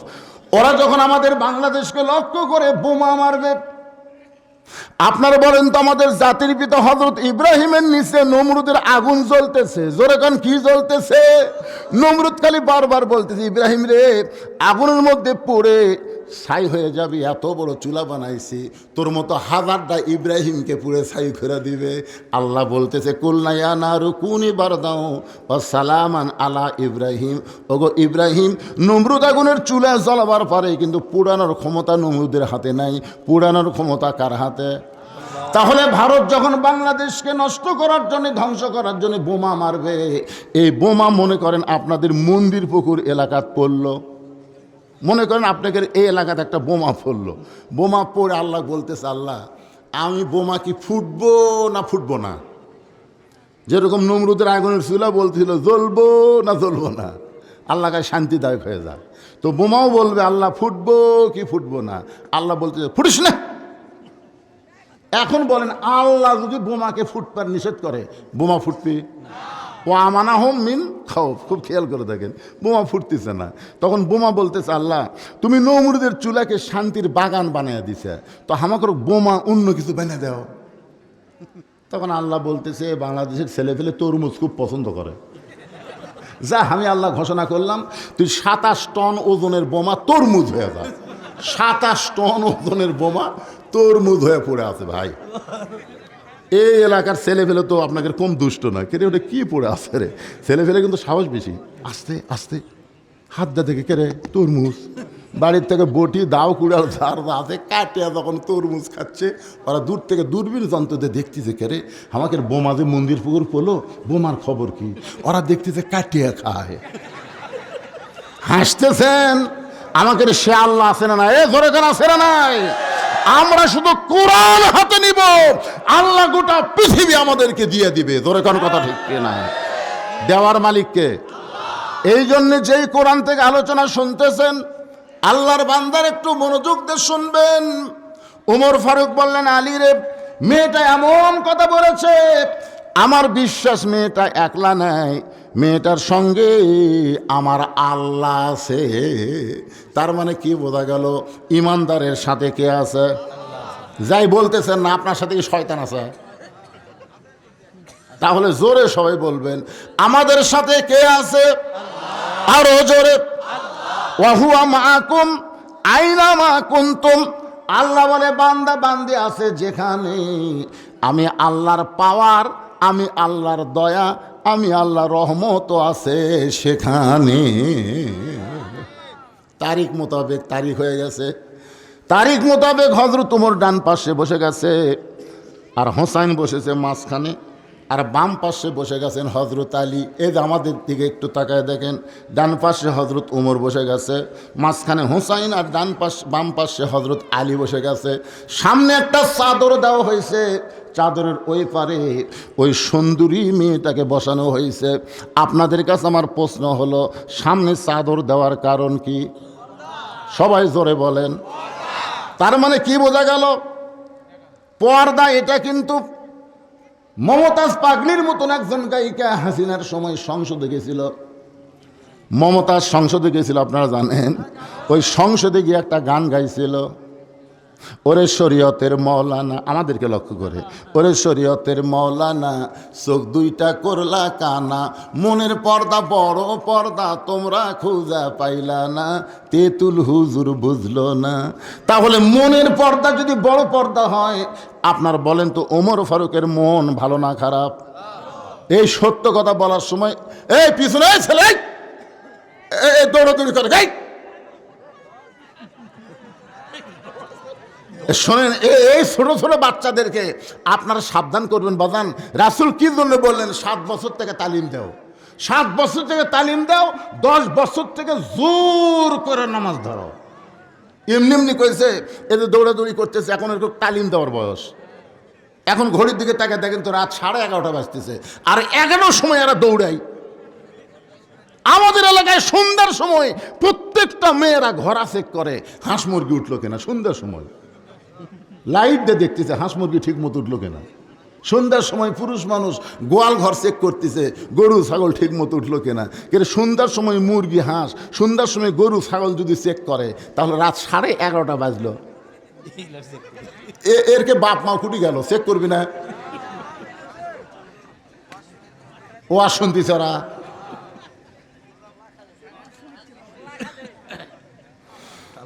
খালি ঠিক মতো চেক না করার কারণে ওরা একদিন এমন হবে, সেই দিন বুঝবার পারবেন চেক করার কি দরকার। ছোট ছোট বাচ্চারা, সোনার ময়নারা সব মাহফিল বসো, সবাই মাহফিলে বসো আল্লাহর হস্তে। প্রথম আসে যেরকম দেখলাম, বুঝলাম আমার মন ভেঙে গেছিল। কে রে, পাশে একটা সুন্দর সময় মাহফিল করলাম, মানুষের জায়গা হয় না, ঝাঁকর না। সব বলে হুজুর ওয়াজ শুনে পেট ভরেনি, কি এক ওয়াজ করে চলে গেছেন, শুনতে শুনতেই সময় শেষ। আজকে মনে করুন পেট ভরাতে যা লাগে, কিন্তু সেদিকে মানুষ নেই। প্রথম আমি তা দেখলো ভাই, এদিকে টোটাল ছাপ্পা, এদিকেও ফাঁকা। কিন্তু এখন একটু কলজা ভরে উঠতেছে, যাক আলহামদুলিল্লাহ ভরতেছে আস্তে আস্তে। কি পোলার জন্য? তাই পোলার জন্য না। আপনার বলেন তো পোলার গুরুত্ব বেশি না কোরআনের গুরুত্ব বেশি? তো বলেন কোরআনের জন্য বলেন। হ্যাঁ, পোলা ওটা একটা নফল সাবজেক্ট, ফরজের মধ্যে লিয়ে আসেন কেন? সবাই একটু জিকির করেন লা ইলাহা ইল্লাল্লাহ, জোরে লা ইলাহা ইল্লাল্লাহ, লা ইলাহা ইল্লাল্লাহ, লা ইলাহা ইল্লাল্লাহ, লা ইলাহা ইল্লাল্লাহ, লা ইলাহা ইল্লাল্লাহ, লা ইলাহা ইল্লাল্লাহু মুহাম্মাদুর রাসূলুল্লাহ। তার মানে বোঝা গেল মনের পর্দা পর্দা না, পর্দা হলো আল্লাহর আইন। জোরে বলেন, পর্দা কার আইন? ওমর ফারুকের মন ভালো, হোসেনের মন ভালো, আলীরও মন ভালো, কিন্তু তারপরে সামনে একটা চাদর দিয়ে বুঝাই দিল মনের পর্দা পর্দা নয়, পর্দা হলো আল্লাহর। আরো জোরে বলেন, পর্দা কার আইন? আমার মায়েরা যারা পর্দার অন্তর আছেন, মা আপনি মরে গেলে আপনাকে 5টা কাপড় দেওয়া হবে। 5টা কাপড় দেওয়ার পরে আপনাকে যখন খাটনিতে রাখা হবে, তখন কিন্তু আবার চাদর দিয়েও খাটনিটা ঢাকা রাখবে। ধরে কোন ঠিক কিনা? ফেরেশতারা ঘরে আর কয়, আল্লাহ এই মেয়েটা যখন জীবিত ছিল গোটা মন্দির পুকুর ঘুরিছে, আর মরে যাওয়ার পরে 5 কাপড় দিয়া তার উপর আবার চাদর দিয়া খাটনি ঢাকা হচ্ছে, কারণ কি? আল্লাহ বলে, ফেরেশতা ওই দেশের নাম হলো বাংলাদেশ। ওই দেশের মেয়েরা বাঁচতে পর্দা মানে না, কিন্তু মরার পরে পর্দা করে। আপনারা বলেন তো মরার পরে পর্দা করে কোনো লাভ হবে? মায়েরা মনোযোগ দিয়ে শুনবেন, ওমর ফারুক এখন বলে, হোসাইন তুমি যে 3টা প্রশ্ন করবা, এই 3টা প্রশ্ন এখন শুরু করে দাও। এবার হোসাইন দাঁড়িয়ে গেছে। কয়টা প্রশ্ন? 3টা প্রশ্নের উত্তর দিবার পারলে বিয়ে, নচেত কিন্তু বিয়ে করবে না। হোসেন দাঁড়িয়ে বলতেছে, রে মেয়ে, তুমি একা একা বসে আছো, তাই বলে মনে করো না তুমি একলা হয়ে গেছো। আমি হোসাইন বড় একা হয়ে গেছি। উমর ফারুক কোনার ঘুতাতে বলতেছে, বাজান তুমি কেমনি একলা হলে? তোমার ডান পাশে আমি বসে আছি, বাম পাশে তোমার বাবা বসে আছে, তুমি কেমনি একলা হলে? হোসেন বলে, রে মেয়ে, আমার 2 পাশে 2জন মহামানব বসে আছে দেহ নিয়ে, কিন্তু মনে মনে মনে মনে তোমার পক্ষ নিয়েছে। আপনারা বলেন তো, উমর ফারুক কার পক্ষে?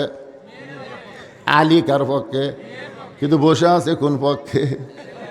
তাই 12 তারিখে নির্বাচন কমিশনার যদি কোনো দলের পক্ষ নেয়,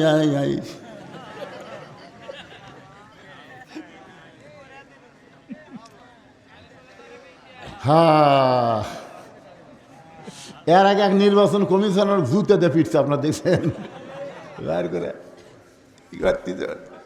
তাই আমি বলবো, নিরপেক্ষ জায়গায় বসে আছেন, কোন দলের পক্ষ নিয়েন না। জনগণ যারে দিবে সেই সম্মান পাবে। জোরে কোন কথা ঠিক? আমি প্রশাসনকেও বলবো, আমার ওয়াজ কিন্তু খালি আপনাকে মন্দির ফকুর হচ্ছে না, আমার এই ওয়াজ বর্তমানে গোটা পৃথিবীর সব দেশে আমার ওয়াজ এই ভিডিওর মাধ্যমে সাপ্লাই হয়ে যাচ্ছে। আপনারা কি মনে করতেছে খালি আপনারা শুনতেছেন? মালয়েশিয়া শুনতেছে, সৌদি আরব শুনতেছে, বাহরাইন শুনতেছে, সমস্ত দেশে আমাদের বাংলাদেশের যত ছেলেরা আছে বন্ধুদের ওয়াজ প্রত্যেক দিন লাইভে তারা দেখে। তো বলতে যে, ভাইজান, ও সোনার ভাইরা, যা করছেন করছেন, হাসিনার সময় আর করবেন না, জাগার মান সম্মান ঠিক থবেন।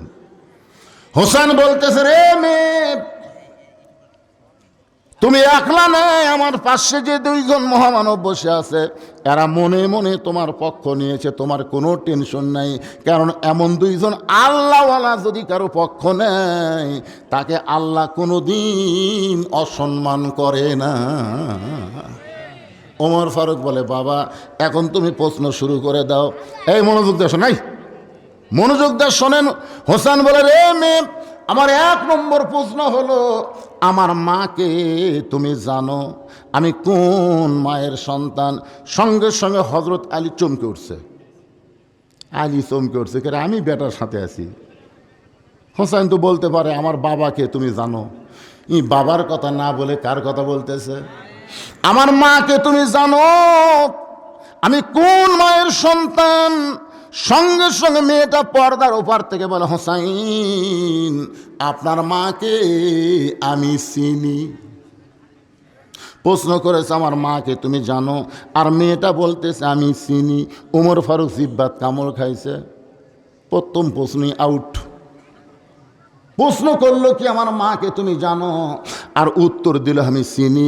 আপনারা বলেন তো, জানা আর চেনা এই দুইটা কি এক?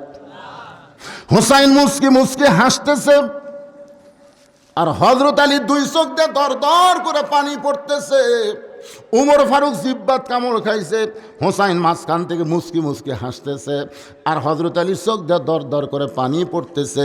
এই পানি পড়ার কারণ হলো, রে মেয়ে, তুই হোসাইনের মারে কেমনে চিনবি? আমি স্বামী হইয়াও পুরাপুরি তাকে চিনতে পারিনি। সুবহানাল্লাহ না কেন? আমি স্বামী হইয়া পুরাপুরি চিনতে পারি নাই, এমনকি মা হইয়াও খাদিজা ফাতেমাকে পুরাপুরি চিনতে পারে নাই। একদিন গভীর রাত্রে নবীকে বুকের মধ্যে নিয়ে বলে, ইয়া রাসূলুল্লাহ, আপনার মেয়ে ফাতেমাকে কি আপনি চেনেন? আল্লাহ রাসূল মুসকি মুসকি হাসের বলে, খাদিজা, তুমি কি পাগলি হয়ে গেলে? আমি হলাম বাবা আর তুমি হলাম মা, আমাদের 2 জনের মাধ্যমে আমাদের কলিজার টুকরা ফাতেমা। খাদিজা বললেন, হুজুর, শুধু এইটুকু চিনলে হবে না, ফাতেমার যে অন্য একটা রূপ আছে আপনি কি জানেন? আল্লাহ রাসূল বলে, খাদিজা, আমি হলাম বাবা, আপনি হলেন মা, বাবার চাইতে মায়েরা বেশি জানে। খাদিজা বলে, হুজুর, তাহলে শোনেন, যখন আমার বড় বড় মেয়ে, আমার বড় মেয়ের নাম হলো জয়নাব। যখন দুনিয়াতে প্রসব হলো, আমার প্রসব ব্যথা হলো, আমার রক্ত পর্যন্ত ঝরেছিল। আমার দ্বিতীয় মেয়ে রোকেয়া যখন আমার পেটের মধ্যে ছিল, আমার পেটটা উঁচু হয়েছিল, পেটের মধ্যে ওজন হয়েছিল। রোকেয়া যখন দুনিয়াতে ভূমিষ্ঠ হইল, আমার তখন প্রসব ব্যথা শুরু হয়ে গেল। ওগো আল্লাহর নবী, আমার তৃতীয় মেয়ে কুলসুমা যখন আমার পেটের মধ্যে ছিল, তখন আমার পেটটা উঁচু অবস্থায় হয়েছিল। আমার এক সময় যখন রোকেয়া কুলসুমা দুনিয়াতে ভূমিষ্ঠ হইল, তখন আমার প্রসব ব্যথা হলো, রক্ত পর্যন্ত ঝরে গেল। কিন্তু আল্লাহর শপথ করে বলতেছি নবী, ওই ফাতেমা যখন আমার পেটের মধ্যে আসলো, আমার পেট উঁচু হয়েছিল, কিন্তু পেটের মধ্যে কোনো ওজন বুঝতে পারি নাই। এই ফাতেমা যখন দুনিয়াতে ভূমিষ্ঠ হইল, আমার প্রসব ব্যথার কোনো কিছুই আমি টের পাইলাম না। আমি লক্ষ্য করে দেখলাম আমার মেয়ে ফাতেমা একা একাই দুনিয়াতে ভূমিষ্ঠ হইল। আমি মা হয়ে যখন তাকায় দেখতেছি, তখন দেখতে পাই ফাতেমার এই দুইটা ছোট্ট হাত দিয়া তার ইজ্জত পর্যন্ত ঢেকে দুনিয়াতে জন্ম নিয়েছে। আমি মা হইয়াও কোনো দিন তার ইজ্জত দেখতে পারি নাই। হযরত আলী চোখটা দর দর করে পানি পড়তেছে, উমর ফারুক জিব্বাত কামড় মারছে, আর হোসাইন মুসকে মুসকে হাসতেছে। অনেক সময় হয়ে যাওয়ার পরে মেয়েটা বলতেছে, রে মুরব্বীরা, আপনারা, হোসাইন প্রশ্ন করলো, আমি উত্তর দিলাম, আমার উত্তর হলো কি হলো না? তিনটা বিচারকের একটা বিচারকে যে কথাই বলেন না। উমর ফারুক বলে, কেমনে হবে? কারণ প্রশ্ন করেছে আমার মাকে জানো, আর তুমি উত্তর দিলে আমি চিনি। ফাতেমা কি পাড়া বেড়ানি নাকি যে ফাতেমাকে চিনবে? তুমি কেমনে বললাম আমি চিনি? হোসেন মুসকে মুসকে হাসতেছে। হযরত আলী বলতেছে, মা তুমি কেমনে বললে আমি চিনি? মা, যে ফাতেমা এমন পর্দানিশী ছিল, দুনিয়ার কেউ তাকে কোনোদিন দেখতে পারে নাই। এমনকি ফাতেমা মেয়েরা যখন ফাতেমার সঙ্গে দেখা করতে আসতো, ফাতেমা পর্দার ভিতর থেকে মেয়েদের সঙ্গে কথা বলতো। কোনো মেয়ের সামনেও ফাতেমা কোনোদিন প্রকাশ হয় নাই। আর তুমি বললে আমি চিনি, কেমনে চিনবা? সঙ্গে সঙ্গে মেয়েটা বলতেছে, ওই রোমের জেলখানায় যখন বন্দি ছিলাম, সকালবেলায় শেরদিল কারারক্ষী আমাকে চাবুক মারত, বিকালবেলায় আমাকে চাবুক মারত। ওই চাবুক মারতে মারতে এক সময় আমি জর্জরিত হয়ে একটু বিরক্ত হয়ে বললাম, আল্লাহ তুমি আসো আসমানে, নবী আছে মদিনায়, এই রোমের জেলখানায় এই মুমিনা নারীকে দেখার মতন দুনিয়াতে কেউ নাই।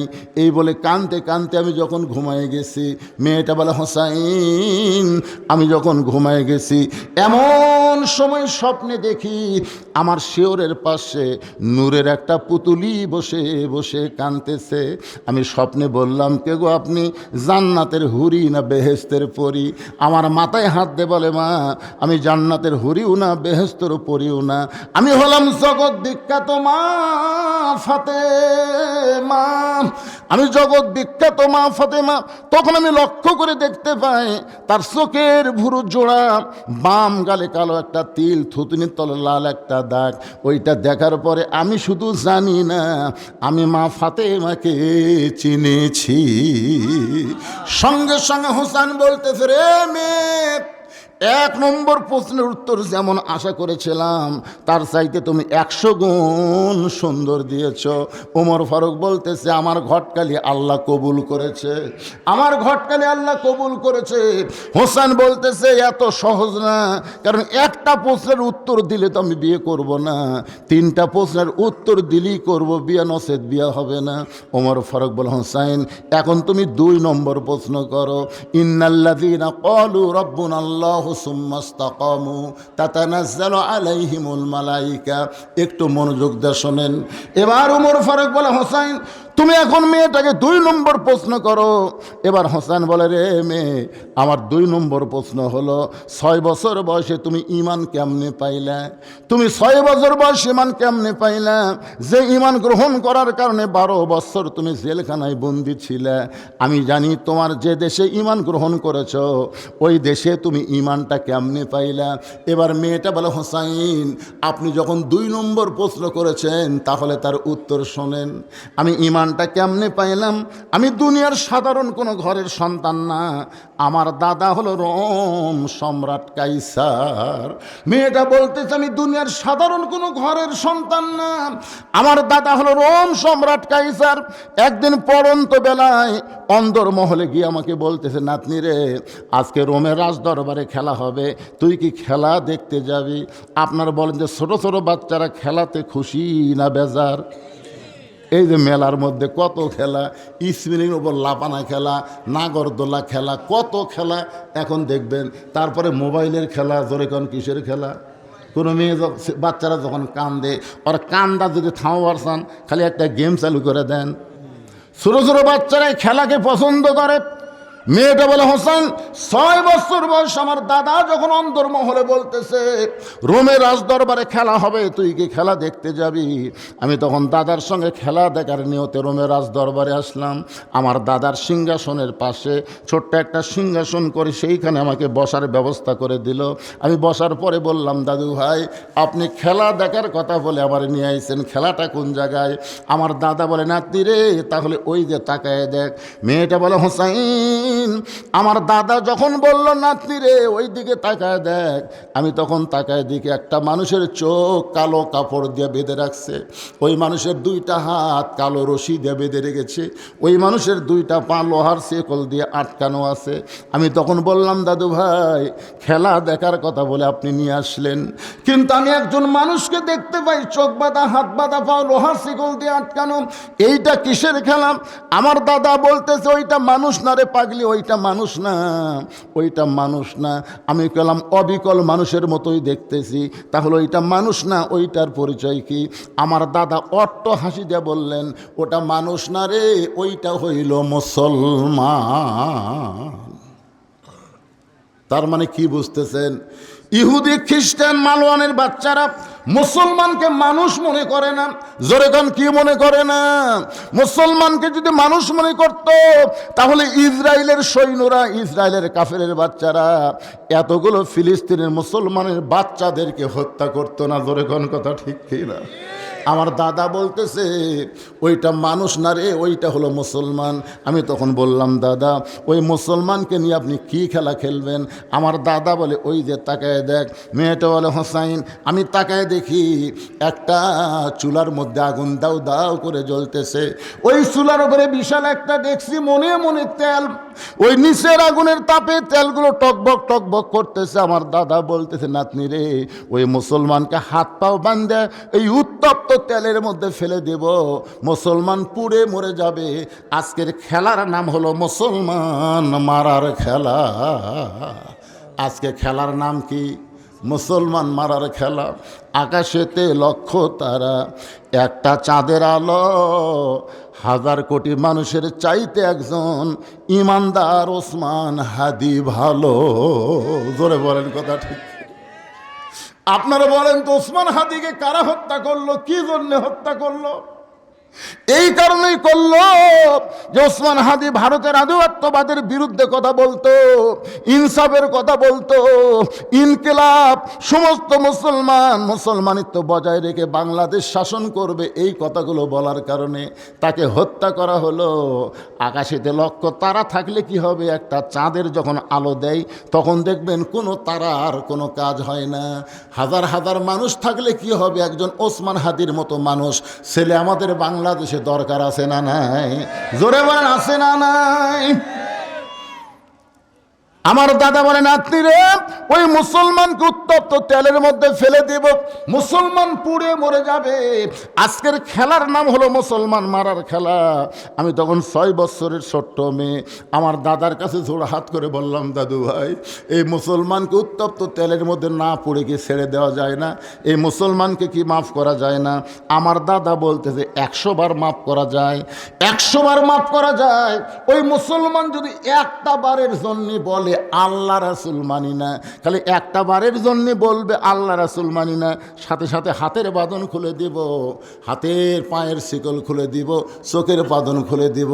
খালি একটা বার বলবে আল্লাহ রাসূল মানি না। মেয়েটা বলে, হোসাইন রে, আমি আস্তে আস্তে ওই মুসলমানের কাছে গিয়ে বললাম, মুসলমান, দাউ দাউ করে আগুন জ্বলতেছে, আগুনের উপরে উত্তপ্ত তেল টকবক টকবক করতেছে। আমার দাদা তোমাকে উত্তপ্ত তেলের মধ্যে পুড়া মারবে। তুমি যদি বাঁচবার চাও তাহলে একটা বারের জন্য বলো আল্লাহ রাসূল মানি না, একটা বারের জন্য বলো আল্লাহ রাসূল মানি না। সঙ্গে সঙ্গে মুসলমান বলতেছে, ইন্নাল্লাযীনা ক্বালু রাব্বুনাল্লাহু সুম্মা ইসতাকাম, নিশ্চয় যারা আল্লাহকে রব বলে স্বীকার করবে, এর প্রতি অটল থাকবে, দরকার হলে জীবন দিব, কিন্তু এক মুহূর্তের জন্য মুসলমান আল্লাহ রাসূল ছাড়বে না। দরকার হলে ফাঁসির মঞ্চে যাবে মুসলমান, কিন্তু রাষ্ট্রপতির কাছে বাঁচার দরখাস্ত লিখবে না। জোরে বলেন কথা ঠিক? রোম সম্রাট কাইসার এই কথা শুনে বলে, এ সৈন্যরা, আর দেরি করো না, তাড়াতাড়ি হাত পা বাঁধা অবস্থায় উত্তপ্ত তেলের মধ্যে ফেলে দাও। যখন আমার দাদার কথাতে সৈন্যরা ওই মুসলমানকে উত্তপ্ত তেলের দিকে নিয়ে যাচ্ছে, আমি তাকায় দেখে মুসলমান বীরের মতন হেঁটে হেঁটে যাচ্ছে। আমি তখন বললাম, দাদু ভাই, একটা জীবন্ত মানুষকে পুড়ে মারবেন, এই খেলা আমি দেখব না, আমি যাবার চাই। আমার দাদা আমার বাম হাতটা জোর করে ধরে বলতেছে, খেলা দেখার জন্য তোরে নিয়ে আইছি, খেলা দেখবি না কেন? খেলা দেখতে হবে। আমার দাদা যখন জোর করে আমাকে হাতটা ধরে রাখলো, মুসলমান উত্তপ্ত তেলের দিকে যাচ্ছে, মুসলমান একটা বারও পিছন দিকে তাকাই না, কারণ মুসলমান জানে, ওয়ালা তাকুলু লিমান ইউকতালু ফি সাবিলিল্লাহি আমওয়াতুন বাল আহইয়াউ ওয়ালাকিন লা তাশউরুন। কারণ মুসলমান জানে উত্তপ্ত তেলের মধ্যে ফেলে দিলে ঈমান নিয়ে যদি যাবার পারে তাহলে মুসলমান মরবে না, আল্লাহ বলতেছে সে অমর হয়ে যাবে। মেয়েটা বলে, হোসাইন রে, জোর করে আগুনের চুলা পর্যন্ত যখন নিয়ে গেছে, সঙ্গে সঙ্গে আমি কি করব? আমার দাদা তো বাম হাত ধরে আছে, আমি ডান হাত দিয়া আমার চোখ এভাবে চেপে ধরলাম। একটা জীবন্ত মানুষ মরে যাবে, এই দৃশ্য 6 বছরের ছোট্ট বাচ্চা, আমি দেখতে পারবো না। এই বলে চোখটা যখন চাইপা ধরেছি, এমন সময় দেখি ওই মুসলমানের জবান থেকে একটা মধুর বাণী, একদিকে গোটা দুনিয়া তুলে দেওয়া হবে, আর একদিকে ওই মধুর বাণী যদি তুলে দেওয়া হয়, গোটা দুনিয়া আসমান জমিনের চাইতে ওই মধুর বাণীর ওজন বেশি হবে। সেই বাণীটা হলো লা ইলাহা ইল্লাল্লাহু মুহাম্মাদুর রাসূলুল্লাহ সাল্লাল্লাহু আলাইহি ওয়াসাল্লাম। ভাইজান, এই যে গল্পটা করতেছেন এখন, এই গল্পটা আমার কোন কি গল্প?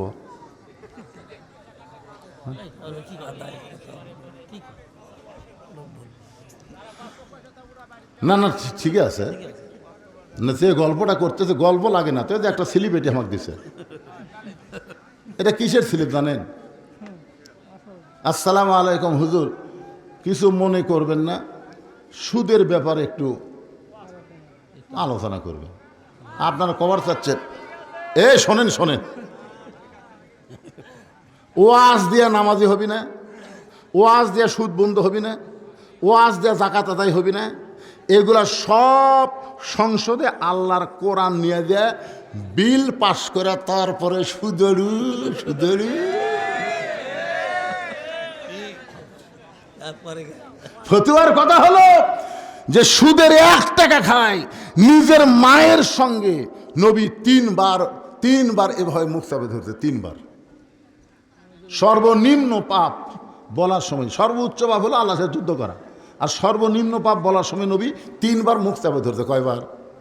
সাহাবেরা বলতেছে, হুজুর সুদের সর্বনিম্ন পাপ কি আপনি বলেন না কেন? রাসূল বলতেছে, কেমনে বলি? সুদের সর্বনিম্ন পাপ হলো নিজের মায়ের সাথে, জন্ম দেওয়া মায়ের সঙ্গে 42 বার জিনা করা। এই ভাড়া চিল্লাই কেন?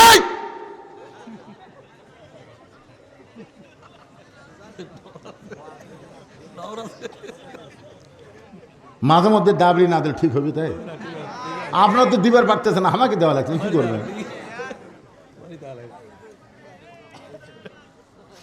কি যে এক মেলা লাগাছে, এক মেলা। আল্লাহর বান্দার একটু মনোযোগ দেশ, অত্যন্ত গুরুত্বপূর্ণ। মেয়েটা বলতেছে আমার দাদা কি ধরে আছে? আমার বাম হাত ধরে আছে আর ডান হাত দিয়ে আমি চোখ বন্ধ করলাম, কারণ একটা জীবন্ত মানুষকে পুড়ে মারবে এই দৃশ্য আমি দেখতে পারবো না। কিন্তু হঠাৎ আমার কানের মধ্যে ঢুকলো, লা ইলাহা ইল্লাল্লাহু মুহাম্মাদুর রাসূলুল্লাহ। মেয়েটা বলে হোসাইন এত সুন্দর বাণী, এত সুন্দর কলেমা জীবনে আমি শুনি নাই। আমার কানের মধ্য দিয়ে আমার কলিজার মধ্যে যখন গেছে আমি তখন দেখতে পাই, যদিও হাত দিয়ে চোখ বন্ধ করে আছি, তারপর আমি দেখতেছি ওই মুসলমানের দেহ নামক খাঁচাটা আগুনের চুলার মধ্যে পড়েছে, আর খাঁচার ভিতরে যেই পাখিটা আগুনের চুলাতে পড়ার আগে কে যেন পাখিটা ধরে সুন্দর একটা সবুজ রঙের বাগানে ছেড়ে দেয়। এই দৃশ্য দেখার পর আমি হেঁচকা টান দিলাম, কেন আগে ছিলাম বেঈমান, কিন্তু ওই মানুষটা দুনিয়া থেকে বিদায় নেওয়ার সময় কলেমা আমার কলিজার মধ্যে ঢোকাতে আমি হলাম ঈমান। আর যখনই ঈমান আসবে তখন শক্তি কম না বেশি? আমি হেঁচকা টান মারলাম, দাদার হাত থেকে আমার হাতটা খুলে গেল। আমি এক দৌড়ে বাড়ির মধ্যে গেলাম, বাড়ির মধ্যে গিয়ে আমার মায়ের সামনে বললাম, মা লা ইলাহা ইল্লাল্লাহ মুহাম্মাদুর রাসূলুল্লাহ।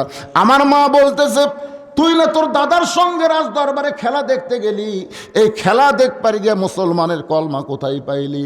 এই কলমা যদি তোর দাদা শোনে, তোর বাপ শোনে, তোকে হত্যা করবে। আমি তখন বললাম, মা এই কলমাওয়ালারা কোনো দিন মরে না, নিজের চোখে দেখলাম গো মা। খাঁচা পড়েছে উত্তপ্ত তেলের মধ্যে, কিন্তু ভিতরে রুহু পাখিটা পড়ে নাই, এটা সবুজ রঙের বাগানে উড়াল দিয়া চইলা যায়। আমি এক দৌড়ে দাদার কাছে আসলাম, আয়সা দেখি আমার দাদা সহ সৈন্যরা সবাই মিছিল করতেছে। মুসলমান পুরা ছাই হয়ে গেল, মুসলমান শেষ হয়ে গেল, সবাই শাহবাগে মিছিল করতেছে। শাহবাগের মিছিল দেখেননি আপনারা? এরকম মিছিল করতেছে, মুসলমান পুরা শেষ হয়ে গেল। আমি তখন দাদার সামনে 6 বছরের ছোট্ট মেয়ে বললাম, কানার ভাগ্যে ধন মিলে না, কানার ভাগ্যে ধন মিলে না, সামনে পড়ে আছে সোনা কানা দেখতে পায় না, মাটি মনে করে ফাইলা দেয় হাতে তুলে নেয় না। সবাই বলেন কানার ভাগ্যে ধন মিলে না, সামনে পড়ে আছে সোনা, সামনে পড়ে আছে সোনা, চোখে দেখতে পায় না, মাটি মনে করে ফাইলা দেয় হাতে তুলে নেয় না, কানার ভাগ্যে ধন মিলে না। আমার দাদা আমারে বলে, রে নাতনি তুই কি বলবার চাস? আমি তখন হাজার হাজার সৈন্যদের সামনে 6 বছরের ছোট্ট মেয়ে বললাম, দাদা তোমরা বলতেছো মুসলমান পুরা মরে গেছে, আমি নিজের চোখে দেখছি দাদা, মুসলমানের খাঁচা পুড়তেছে আর পাখি এখন জান্নাতে উড়তেছে। আমার দাদা কয়, কে রে তুই আমার নাতনি হয়ে মুসলমানের দলত গেলি? তখন 6 বছরের ছোট্ট নাতি বলে, না তা দাদা এটা কি জাত? যেই জাতকে আপনি আগুনের চুলার মধ্যে ফেলে দিলেন, এটা কি জাত? এই জাতকে মারিয়া কোনোদিন শেষ করা যাবে না, এরা একজন যাবে 10 জন বেশি বাড়বি। জোরে কোন কথা ঠিক কিনা? আপনার বলেন তো, পৃথিবীতে মুসলমান দিন দিন বেশি হচ্ছে না কমতিছে? মেয়েটা বলে, হোসাইন 6 বছর বয়সে এইভাবেই মহামূল্যবান ইমানটা আমি পেয়েছি। সঙ্গে সঙ্গে হোসেন বলে, রে মেয়ে আমি 2 নম্বর প্রশ্নের উত্তর যেমন আশা করেছিলাম তার চাইতে তুমি 1000 গুণ সুন্দর দিয়েছ। ওমর ফারুক বলে, আলী ভাই আমার ঘটকালি আল্লাহ কবুল করেছে। হোসেন বলতে যে এত সহজ না, 3টা প্রশ্নের উত্তর না দিলে আমি বিবাহ করব। কয়টা দিছে? আর একটা বাকি আছে। এই একটা প্রশ্নের প্রশ্ন করবে, উত্তর হবে। আপনার কি সেই পর্যন্ত থাকবেন? কারা কারা থাকবেন আল্লাহকে একটু হাত দেখান। আমরা হোসেনের বিয়ে দেখে এখান থেকে সবাই যাবার চাই। আর এই আয়াতের তাফসীর, ইন্নাল্লাযীনা ক্বালু রাব্বুনাল্লাহু সুম্মা ইসতাকাম, সবাই আল্লাহু আকবার। এখন আসেন, ওমর ফারুক বলে, হোসেন 3 নম্বর প্রশ্ন করো। এবার হোসেন মেয়েটাকে লক্ষ্য করে বলতেছে, রে মেয়ে, আমার 3 নম্বর প্রশ্ন হলো বিবাহের পরে। খুব খেয়াল করবেন, বিয়ার আগে না পরে। বিবাহের পরে আমার সঙ্গী তোমার থাকতে হবে। যুবকেরা শোনো, আল্লাহ রাসূল বলেছেন, সাইদাতুন নিসা সাইদুস শাবাবি আহলিল জান্নাত, জান্নাতি যুবকদের সর্দার হবে হাসান ও হুসাইন রাদিয়াল্লাহু তাআলা আনহুমা। তোমরা যদি হাসান হোসেনের সঙ্গে জান্নাতে থাকবার চাও, তাহলে বিবাহের আগে কোনো কিছুই চলবে না, সব চলবে বিবাহের পরে। হোসেন কি বলতেছে? বিবাহের পরে। তার মানে বোঝা গেল বিবাহের আগে কোনো কিছু জায়েজ। আরো জোরে, যত 14 ফেব্রুয়ারি ভ্যালেন্টাইন ডে হয়, যারা বিশ্ব ভালোবাসা দিবস পালন করে, এরা কি বিয়ার আগে করে না পরে করে? নূর আলম আল্লাহ তোমার একজন বান্দা মন্দির পুকুর 5,000 টাকা দান করেছে, আল্লাহ তার দান কবুল করেন, আল্লাহ নেক নিয়ত নেক আশা করেন। জোরে বলে আল্লাহুম্মা আমিন। হোসেন বলে, রে মেয়ে, আমার 3 নম্বর প্রশ্ন হলো বিবাহের পরে আমার সঙ্গী তোমার থাকতে হবে। যেই প্রশ্নটা করেছে সঙ্গে সঙ্গে মেয়েটা ফোঁপায় ফোঁপায় কাঁদতেছে। ওমর ফারুক বলে, মা 2টা কঠিন প্রশ্ন করলো, তুমি তার উত্তর দিবার পারলা, কিন্তু এই সহজ প্রশ্ন, বিবাহের পরে যাকে তুমি পছন্দ করো, পৃথিবীর সবচাইতে ভালো সন্তান, বিবাহের পরে তার সঙ্গে তুমি থাকবে, এই কথাটা বলবে হোসাইন, বিবাহের পরে আপনার সঙ্গে আমি থাকতে চাই।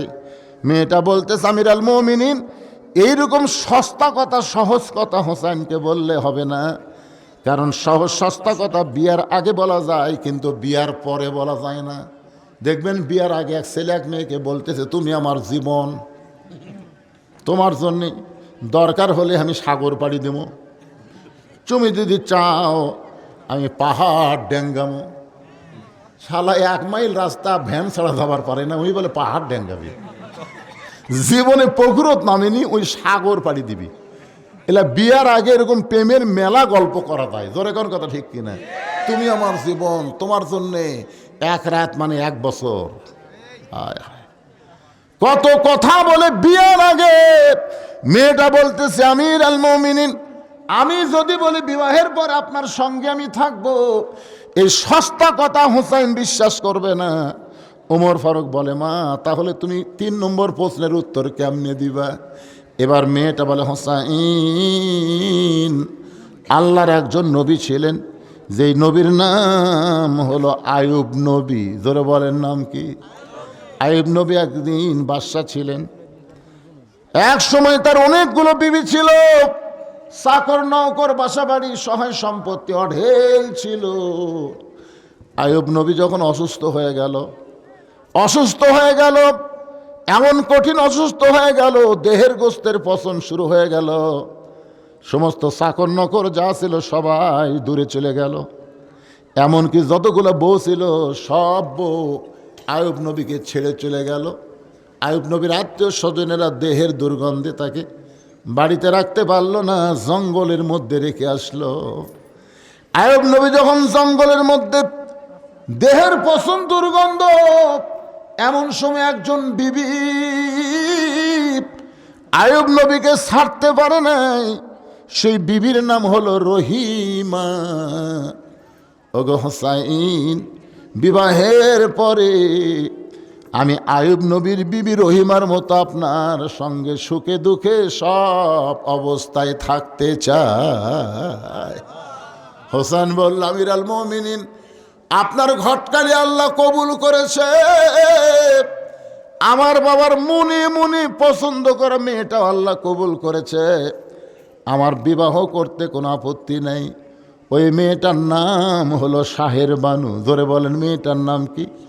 শাহের বানু কারবালার ময়দানে যখন হোসেন রাদিয়াল্লাহকে হত্যা করার পরে দেহটা কারবালায় রেখে চলে যায় আর মাথা নিয়ে যায় দামেশকে এজিদের কাছে। এমন সময় এজিদের বাহিনীর 80টা ঘোড়া হোসাইন রাদিয়াল্লাহর দেহের উপরে চালনা করে। গোটা দেহ যখন ছিন্ন ভিন্ন হয়ে যায়, এমন সময় হোসেনের বউ শাহের বানু ওই দেহের কাছে দাঁড়িয়ে চোখের পানি নিয়ে বলে, স্বামী গো, বিবাহের পূর্বে আপনি 3 নম্বর প্রশ্ন করেছিলেন, বিয়ের পরে আমার সঙ্গী তোমার থাকতে হবে। আমি আপনার সঙ্গে ছিলাম কারবালার ময়দানে, আপনার সঙ্গে ছিলাম, কিন্তু আপনি এখন নাই, আপনি চলে গেছেন জান্নাতে। ওগো স্বামী, আমি দুনিয়াতেও আপনার সঙ্গে ছিলাম, জান্নাতের মধ্যেও আপনার সঙ্গে আমি থাকতে চাই। আজকের আলোচনার ভিতর দিয়ে যেই জিনিসগুলো আপনাদের বুঝাবার চাইছি, তার মধ্যে একটা আয়াত হলো, ইন্নাল্লাযীনা ক্বালু রাব্বুনাল্লাহু সুম্মা ইসতাকাম, নিশ্চয় যারা আল্লাহকে রব বলে স্বীকার করে, শত বিপদ আপদ মুসিবতের মধ্যেও যারা এর প্রতি অটল থাকবে, অবিচল থাকবে, নানা ধরনের কষ্ট আসবে দুনিয়ায়, এ কষ্টের মধ্যেও যারা আল্লাহ রাসূলকে ছাড়বে না, আল্লাহ বলেছেন তাতানাজ্জালু আলাইহিমুল মালাইকা, তোমাদের জন্য আমি রহমতের ফেরেশতা নাজিল করে তোমাদেরকে খুশখবরি দেব। আল্লাহ তাখাফ, তোমাদের কোনো ভয় নাই, ওয়ালা তাহজান, তোমাদের কোনো চিন্তা নাই, ও আবশিরু বিল জান্নাহ, দুনিয়া ছাড়ার সঙ্গে সঙ্গে জান্নাতের 8টা দরজা আল্লাহ আমি তোমাদের জন্য খুলে দিব।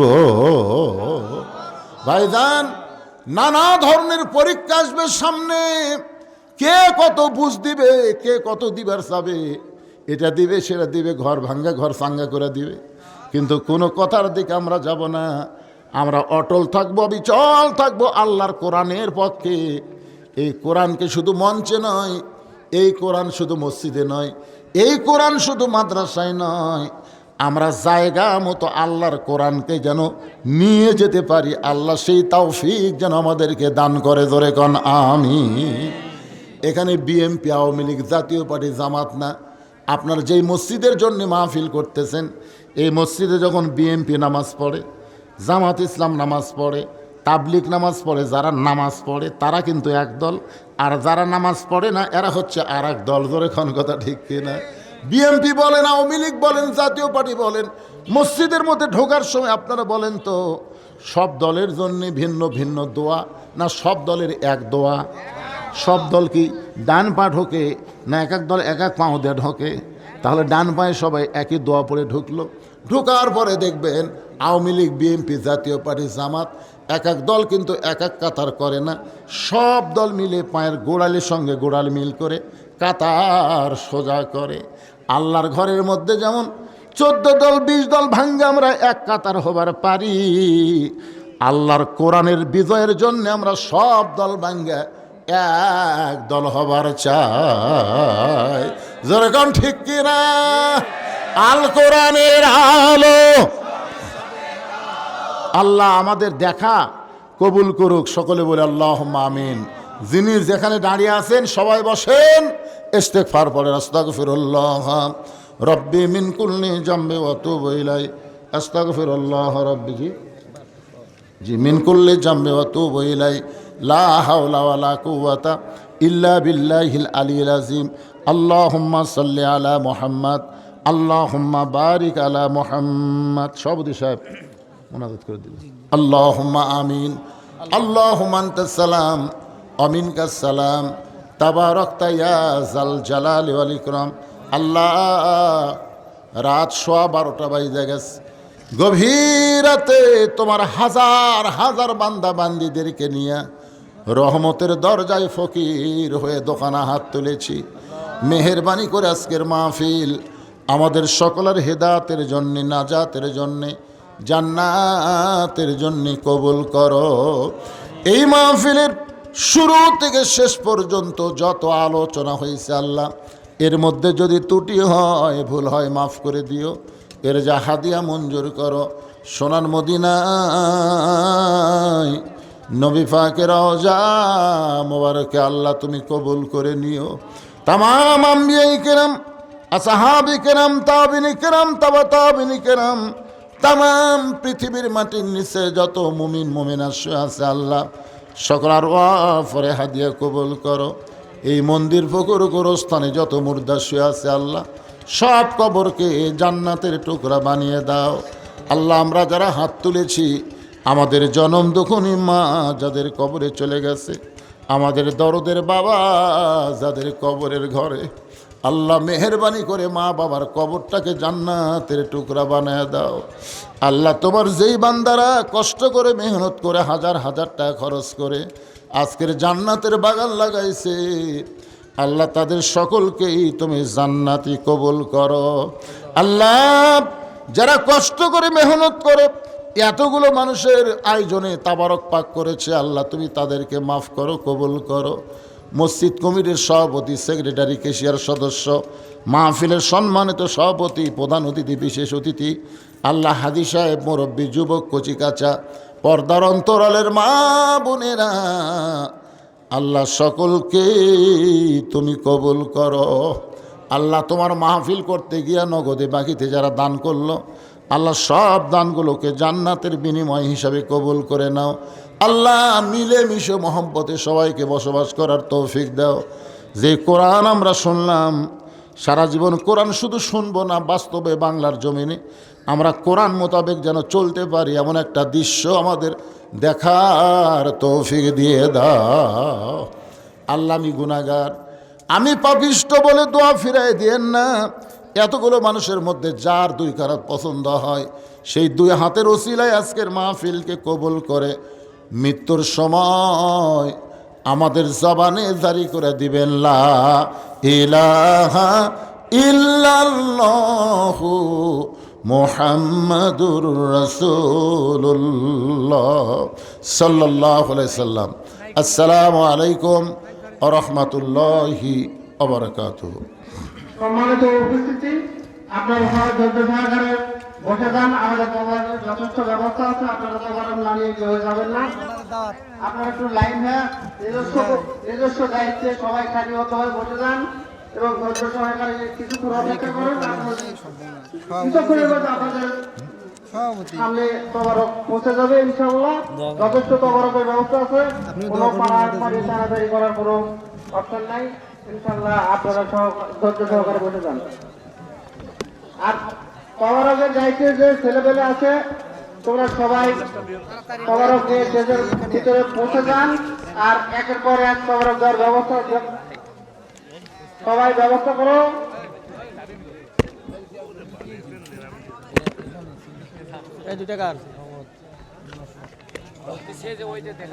ভাই 1 মিনিট সবটাই দিব, সবটাই দিব। একটু ফাঁকায় সাইড বসে ভালো হয়, তোমার দেওয়া একটু সুবিধা হবে। একটু লাইন হয়ে বসে ভালো হয় ভাই, একটু লাইন হয়ে বসে। আপনাদের ভিতরে যাইতে হবে, আপনাদের ভিতরে তবরকে ঢুকতে হবে, সেভাবে একটু বসে যান। একটু ফাঁকায় বসে, একটু সারিবদ্ধ ভাবে বসে। হ্যাঁ, এভাবে একটু সারিবদ্ধ বসে। উত্তর থেকে দক্ষিণ থেকে একটু সারি হন, যেমন কাতার হয়, কাতারের মধ্যে একটু সারি হয়ে বসেন ভাই। এটা আমাদের জন্য একটু ভার সুবিধা হবে, আপনাদের তো বিরক্ত হতে হবে না।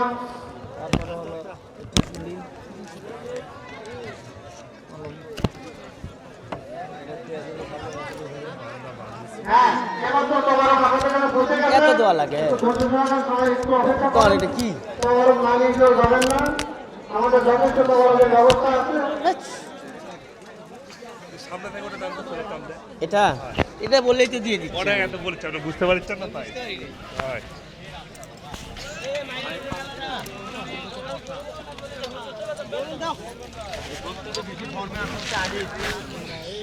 সেটা আবার কি?